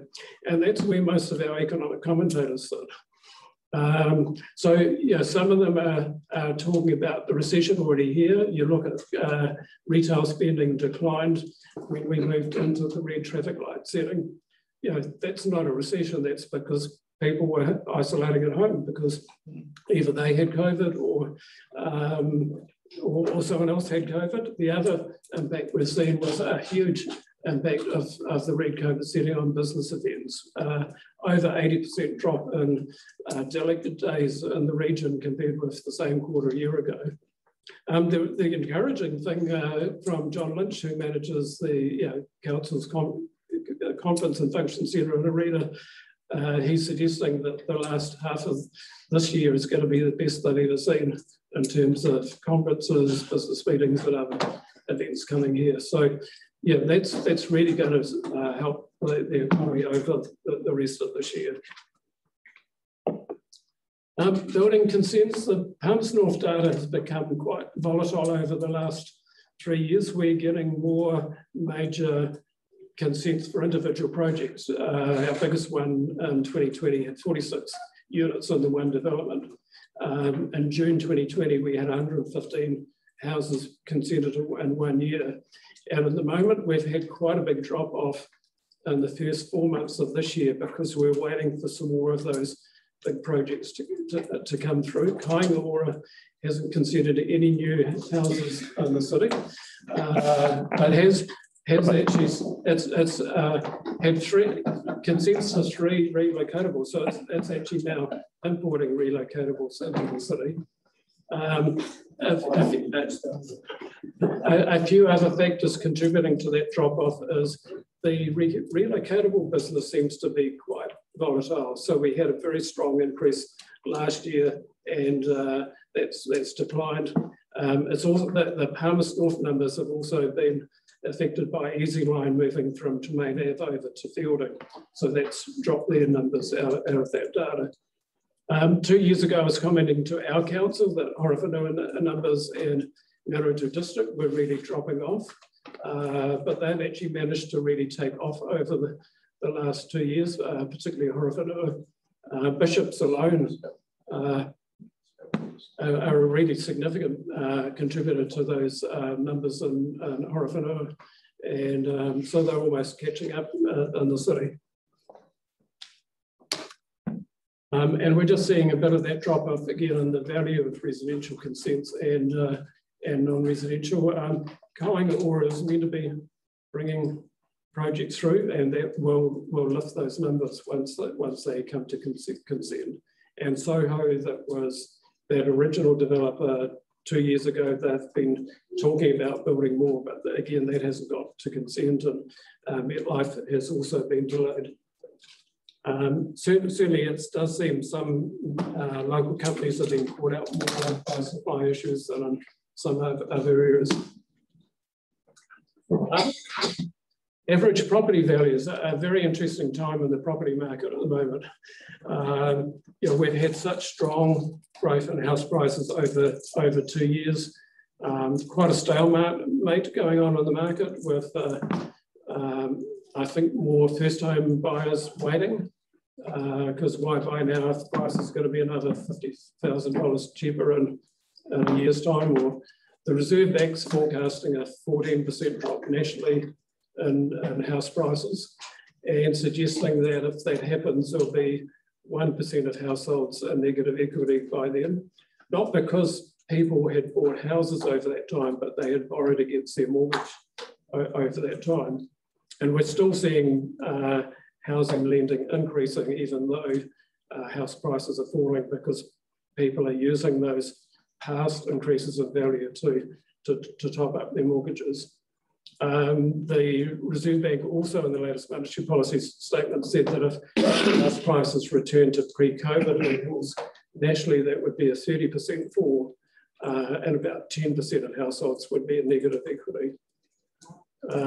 But for those people who have owned a house for a long time, you know, it doesn't actually affect us. You know, at Palmerston North, the growth peaked at 39% last year. But you know, apart from the ability to borrow against that, we aren't actually any wealthier. The interesting thing ahead is actually, has the housing market run out of steam? You know, the financial sector was deregulated in 1985, and the banks were able to borrow money from overseas to lend for housing. And because the supply of housing is limited, when you give people more money, they just outbid each other. And back in December 1990, housing debt was just over 21 billion. Now it's well over $350 billion. And what's enabled that growth has been the decline in interest rates from then. You know, back in the 80s, we had interest rates even as high as 21% for a home mortgage. And so there is actually a limit now in terms of how much the banks are going to be able to lend, because interest rates are going to rise and probably stay higher in the long term. You know, interest rates only got as low as they did in the last year because the Reserve Bank left $50 billion to the banks at a negative interest rate. And over the next 5 years, they're actually taking that money back, $5 billion a year. So they're expecting interest rates for savers to increase faster now, because mortgage rates have been actually interest rates for savers, but there is going to be that tightening up. So yeah, so some households are going to be facing more costs, but other households will be seeing more income with term deposit interest and other saving and interest rates going up. The area we are seeing a lot of challenges, rents. Palmerston North alone, the district's very similarly, rent growth over 10% every year. Starting to see a decline in the number of rental properties. And that's actually creating a problem in terms of labour force too. You know, businesses recruiting labour, but then struggling to find somewhere to put them. So that's still an ongoing problem. I hope the building market doesn't slow, because we still need those houses being built. But that comes down to confidence of the construction companies and where they go from here. Another thing to add to that around the rental market is that it'll be interesting to see how the changing incentives to landlords actually filter through to the market, whether or not more houses are actually made available to the rental market. At the moment, we're seeing a decline in rental properties available to the market, which is exactly the opposite direction from what we need. But it'll be interesting to see if those incentives and lower capital gains flow through to, I guess, the quest for yield. Okay, so economic headwinds. We know we've got rising commercial and mortgage interest rates. We've got very strong inflationary pressures, so we'll just go over those quickly. We've also got the negative wealth effect from softening house prices. So we know when the value of our property is going up strongly, we feel a lot wealthier and we tend to borrow to go on international holidays and renovate our houses. So there will be an impact from that. Critically tight labour markets and tight migration policy settings, as we've already talked about and Bobby talked about earlier. This is a real problem both here in the region and across New Zealand. We just don't have access to enough labour. Falling rental stocks, they're down 96 to the year end of March, and I think Manawatū district had negative, just was flat, same as a year ago. Palmerston also fell by 96, and this month to the year ended April, we've actually had a decline in the Manawatū district and in Palmerston North City as well. And we've also got 12% growth across the region in terms of average rental prices. So this is a bit of an indication of what our costs are looking like in terms of the doubling of mortgage interest payments to 6%, which is what Kiwibank is forecasting. So as we can see, at a mortgage of $300,000 over a 30-year loan period, that's an increase of $123 per week for that family. At $800,000, which some of our new borrowers would have in terms of the level of mortgage debt that they have, we've got an increase of $329 per week. So Peter's absolutely right in the sense that there's always winners and losers in this, and people with term deposits and money in the bank are going to benefit from the increased interest rates, but this is going to have an impact on our families that are heavily indebted in terms of mortgages, etc., and our businesses as well, who are also more vulnerable. So this is having a real impact on mortgage lending. So it fell across all borrower types. So this is in April 2022 versus April 2021. So it's the latest data available. Fell by a third overall, with investor lending falling the most at 41.3%. So that will be those increased LVRs, the inability now to claim on interest, etc., and also other regulations around healthy homes and networks were already putting pressure on our landlords. So that investor lending has fell off heavily. First home buyer lending down by 33.5, owner occupying 31, and business purposes fell 6.6. So that's quite as you can see, a substantial change in the market due to those tighter lending conditions around the credit consumer. The CCFA, which is the Credit Consumer Contracts Finance Act that came in December last year, plus the LVRs, etc. So rising costs, we know that inflation is very high. We've got a 32-year high at the moment at 6.9%. The Reserve Bank is estimating or forecasting that it will peak in this quarter. Let's hope it does. We'll wait and see. But we've got, in terms of the CPI, housing and household utilities are up 8.6%. So that's all our costs around energy, etc., and also household costs. Transport up 14%. Most of that is petrol. Food prices 6.7%, labour costs 3%. Really interesting to see that private sector labour cost inflation is at 3.1 versus 2.6 for the public sector.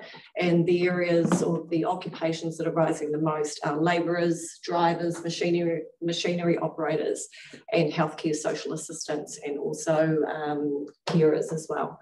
So it's quite interesting to see where those impacts are really occurring.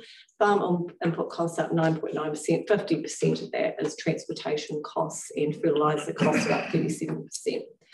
And producer price index and inputs both up very strongly over the year, although have fallen slightly from earlier but still very strong. It's a 6.9% CPI, 8.5% from tradables, and 6% from internal or domestic inflation. So yeah, very strong inflationary pressures, highest in 32 years. So I'll turn it back to you, Peter. Yep. So after that kind of negative thing, negative review of what's happening at the domestic level, actually for our region, we do have some areas of our economy that will buffer us from the worst impacts of that. Can we just take a question there, Councillor Marsh? Yeah, Stacey, on one of your slides, the bottom bullet point was around the business borrowing, 6.6%. I presume that's in the building sector. That is actually business borrowing for mortgage purposes. So that's actually businesses buying residential property. In terms of business lending, it's actually up year on year. So we've actually had an increase in business lending over the year. So I think a lot of the builders, etc., that are out there at the moment who can't get their houses finished, etc., and developments, they're actually using unsecured borrowing to do that. Yeah, and that's a little bit of a concern. I see in the latest Centrix report that 27% of the companies that went into liquidation in May were actually construction sector businesses. So that's an area of concern, especially for those small businesses. Okay. And there's a lot of support for employment over the next year with Tauranga Highway. Their workforce is meant to peak over the next summer. Of course, we've got the Whenua transfers starting. And yeah, and just a range of other sort of projects that are still growing here. Because of immigration is particularly busy, and I'm not sure quite how big their office has become here, but that has been quite a growth sector for Palmerston North. So they're busy processing those visas for people already in New Zealand. And the border closure's actually been, the beginning of that to some extent has been delayed because they're not accepting visa applications until the end of January. So people wanting to come in from those countries where they've had to apply for visas aren't actually allowed to apply for them before the end of July. So I think they're going to be very busy during August because people haven't been able to come for the last 2.5 years. Yeah, and of course the Whenua isn't just bringing people to spend, but it's also growing that whole sort of wage base at Ohakia. Mentioned the recovery in events activity, and of course we've had the data is going to look quite messy even over the next year because in the latter part of last year we moved back to quite low control, COVID level 2, but the Upper North Island was kept more restricted, and so it's possible that even some of the other parts of New Zealand will lift ahead of us for a while, just because they're settling back to a normal. And of course, export conditions are really strong. We're seeing a little bit of a weakening in commodity prices, but the dollar's dropping, which is actually tempering that.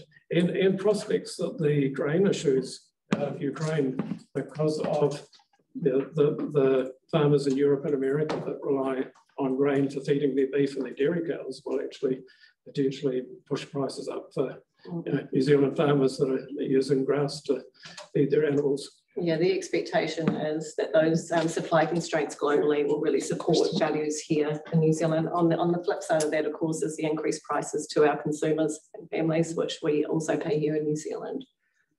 We take a question, Councillor Headwinds. Yeah, thanks, Wisham. Just in terms of the rental market, so if we look at some of the stats you put up, the lending for investors was down 41% or something. So there's less people buying to invest in rentals. Our good friends at Kaingora have obviously consented a whole lot of housing that's not going to, that's no use to man or ornament. I wonder what they're all busy doing. It hasn't been consented. Yeah.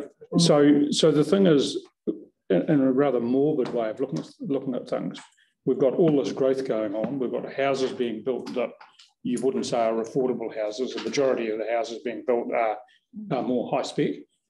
And if we wanted to look at some morbid statistics in this country, is the marriage failure rate, which 50% of marriages fail. And that actually, all of a sudden, I know it's morbid, but it's actually a fact.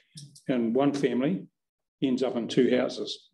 And that, I wonder if we've got any idea or any take on how much pressure that also puts on on the housing market. I know it's morbid, but it's a fact. Yeah, it's certainly interesting, and it would be putting upward pressure on that, especially after the lockdowns.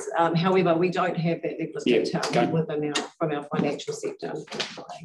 And the banks have actually played a role in that pressure to larger houses. We had a staff member a year ago who went to get a loan from the bank and was told that he wouldn't get a loan unless he built a bigger house. And they were happy to lend him the extra money that he needed to build that. And that was, based on this idea around resale value, but if you look at the long term, that doesn't really make sense. And that's the same factor with profit maximising property developers, is that they're not going to build affordable houses on very expensive pieces of land. They're not going to maximise their profits. It's not a space for the private sector as such. They won't deliver at the quantity that we need, and they're not. Thank you. We are seeing quite a lot of intensification in the city, and that's creating that volatility, because they come through as larger numbers of consents at a time. It's quite interesting to see the data for the average floor area of homes here in the district. It's about 215 square metres, whereas across the region it's about 160, and in New Zealand it's 150. So you've got the density in the city, but we're still building very big homes in the district at high values. So it's quite interesting to see that. Okay, any further questions, Megra? Are we questions or comments? Both. Okay. Look, thanks, Peter, and thanks, Stacey, and welcome. It's Karen. Thank you. Look, Peter, it's your last meeting, so I just want to acknowledge you and your service to the city. Thank you very much for the level of insight you've given us for a city and a council our size, and also for this joint committee. Stacey came along a few years later. It's been really good to get that level of insight. Not all councils have that, and it's been really valuable. And this report, I suppose, it's a good way to go out because the numbers on page 141 are there's not much red. And I remember when I started, there was a lot of red. And I think there's only 2 or 3 red arrows there, and everything else is heading in. And I do know you've signalled that the headwinds are coming, but it's great to have a solid base to work from. A couple of things: the large projects, which are on page 153, 158, and we're seeing a lot. I mean, you look at that list of projects, and it's pretty damn impressive. And the utilities, the transportation, the defence, just the defence alone is massive. You chuck in the distribution, the campuses of Mid-Central and Massey, our own council's capital programs. It's billions, and I think if you look at what Canterbury went through after the earthquake, I think their rebuild was something like 18, 19 billion, and we're at 8. It's pretty impressive.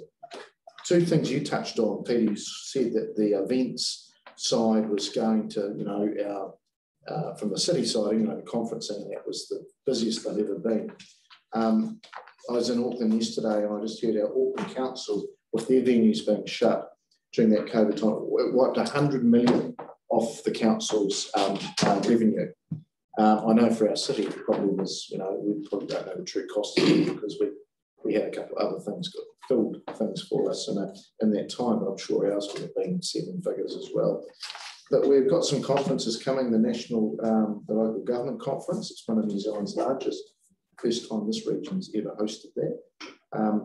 The New Zealand Frisian Breeders Conference is on. The New Zealand Property Investors, the New Zealand Airports Conference. So there's quite a lot of association type conferences, and they're all, Downers had their national conference there last week. That was for a week.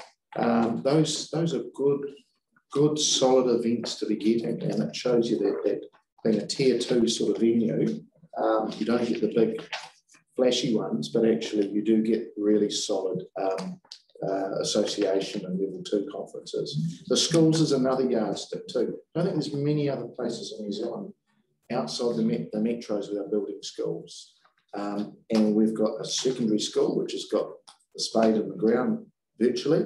Manawatū, and 2 new primary schools coming in the next 5 to 10 years. So that does tell you that the numbers are heading in the right direction, but we have got some pain to come with it in the short to medium term with those interest rate numbers that you've just shown, along with supply chain issues and labour shortages and other headwinds, literally. I think there's tornadoes coming along the coast as well. But anyway, thanks, Peter. Really appreciate what you've done for the city and on behalf of our council. We really do thank you.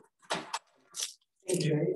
Thank you to both of you for your contribution here, but also to you, Peter. We wish you all the best in the next endeavour, and thank you for the contribution that you've made collectively, because I think, you know, Mayor Grant's right, that we are the envy of many other councils having access to that information that helps us make really good, sound decisions. So I thank you and wish you all the best for that. Councillor Ford. I'd just like to add to those comments and welcome Kian, and thank you, Stacey. But Peter, a real thanks from our district, but also at a personal level, I've taken an interest in your work for a long time prior to me being a councillor as well. And you have provided a sterling service to and insightful commentary, as Mayor Grant mentioned, but you're extremely well respected, not only in the economic development community, but across councils and in the business community. And if Peter Crawford says it, then it's right. You know, that's how it's taken. And I think that's a huge credit to you. On TV, and our councils and our communities have really benefited from the information that you've provided us. So a huge thank you. Thank you for those compliments. You'll be surprised how few councils have an economist. And Cheryl reviewed the job description when I started and broadened the brief here, because it's not just about reporting data, but actually influencing the thinking of people within council as well, and looking at that bigger picture. So yeah, I'm very grateful for the opportunities she's given me, and she allowed me to work at 14 weeks, so I've been able to continue on the trust that I started 20 years ago, but it's been a bit hard to try and do both at the same time. So that's the plan, is to invest more time in that for the future. Well done, and all the best for that. Thank you very much. Thank you to you all. Excellent. Well done. Right, so we move to our last item on this meeting agenda. Oh, no, we have a recommendation. That's right. Back to page 135. We have a recommendation there to receive the report. Do I have a mover and a seconder? Mayor Grant, seconded by Councillor Rutherford. Any further comments? No? I'll put the motion. All those in favour, please say aye. Aye. Against? Motion is carried. Thank you very much. So we go to 7.4 on page 177, and this is the recruitment of director for CEDA. As you've heard, the previous director, Francine, has resigned, or is resigning from her role, and so we need to restart the process to fill that vacancy. So I'll hand it over to Michael. Welcome. Thank you. Good afternoon, everyone. Just things to help you in your decision making. The Constitution allows 5 to 7 directors. With Francine resigning, that takes it from 6 down to 5. So it is within your capacity to not reappoint. However, if you wanted to, you can just agree and add it up to the 6th.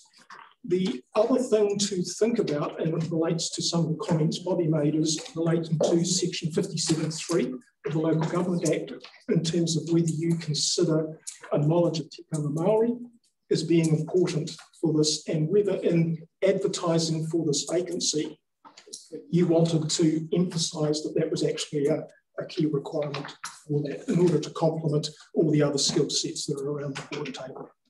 So it's really your call now. Thank you. I'd certainly endorse that. I know in the time that Francine's here, I've heard continuously the benefit that she's been able to bring with her knowledge and connections to CEDA and the work that it's done and doing. So I see that that we would certainly want to do that. Meg Grant. It's a pity that Cedar aren't here. It would have been nice to have got an understanding what the board's view was. I have asked for them to do that back, and I can circulate that around the electoral college. But we need to make a decision whether we're going to do that or not. I mean, if they felt it was they could get through, when is the next cycle of? Your next meeting is on September, just before the elections. You mean the recruitment cycle? No, the recruitment cycle. Oh, the next one, you've got 2 vacancies occurring in early 2023. I just know the process that we need to go through. Is it worthy of asking CEDA board, do they think they can get through, especially with the internal, there's an internal iwi, why is it being role being advertised that is, yeah, I'm just unsure whether it's wise to go out now and then go out again and literally in another 6 months. Yes, yeah, good point. Councillor Harper. Just listening to what Bobby said and then thinking about what Grant has just said, would there be a opportunity to second a person to the board for a period of time? And I also think that it'd be really important to get the board's view of what the skill set that they need on the board. I mean, I think it's really important to get someone, a Māori representative or some kind, but I also think we need a skill set as well of what they need on the board, considering they've got some new people on there now. What is the other skill sets that they do need on the board? Now, Michael, you said you've asked for that information, and so that will come to us and be shared. Okay, so that creates a bit of a dilemma. Lynn. Janet is just calling. Oh, he's checking now. Maybe I can respond to that. What was the question? Jackie, thank you for coming back. We're just talking about the resignation of Francine and the process for reappointment. And given that it is a lengthy process to go through, and the next lot of appointments for reconsideration come up in early next year, and it was also about the skill gap that's required now that you've got some new directors on the board, and then the gaps that Francine leave. The question is, what are those gaps, and do you see the need to go out and replace someone now, or is there an opportunity to carry on until early next year? Okay, several things in there. One, apologies, we thought this would be a private session. I mean, obviously we have the ability to be able to appoint someone as an interim if we need to. So that's sort of an option that we could look at. I know that some of the terms of the current board have got a bit of skewed due to different appointment dates. They were all December to start with, and now some are April. So it would probably be a good opportunity to re-look at, all of the appointments and when they're finishing, and determine whether, sort of what's inappropriate. Because I think at one stage we had with Francine included 3 all leaving in the same year. So it would be a good opportunity to sort of get that back into a better alignment so there's not so many change. As far as obviously the iwi representation has been great and I think very valuable. And that's probably one of the key things that we would like to see continue. Otherwise, we have already got quite a good cross-section of skill, capability, background experiences with the current board members. So I think we'd probably be fine to carry on for, if we weren't able to find someone to appoint as an interim quite quickly, to carry on as we are until we bring around to the next cycle. Thank you. The other opportunity for us is just to leave this item on the table for our next meeting. Yeah, because it's something that, I mean, obviously chairs in the past have put forward recommendations as to skills gaps and what they needed filling. And so that's something that we can definitely do. So yeah, that would probably be a really valuable opportunity to be able to have some further consideration on it. Thank you.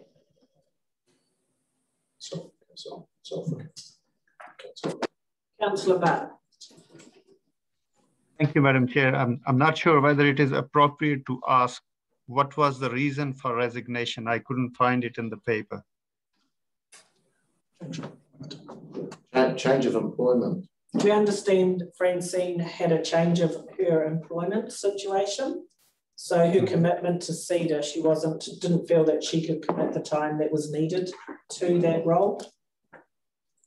All right, thank you.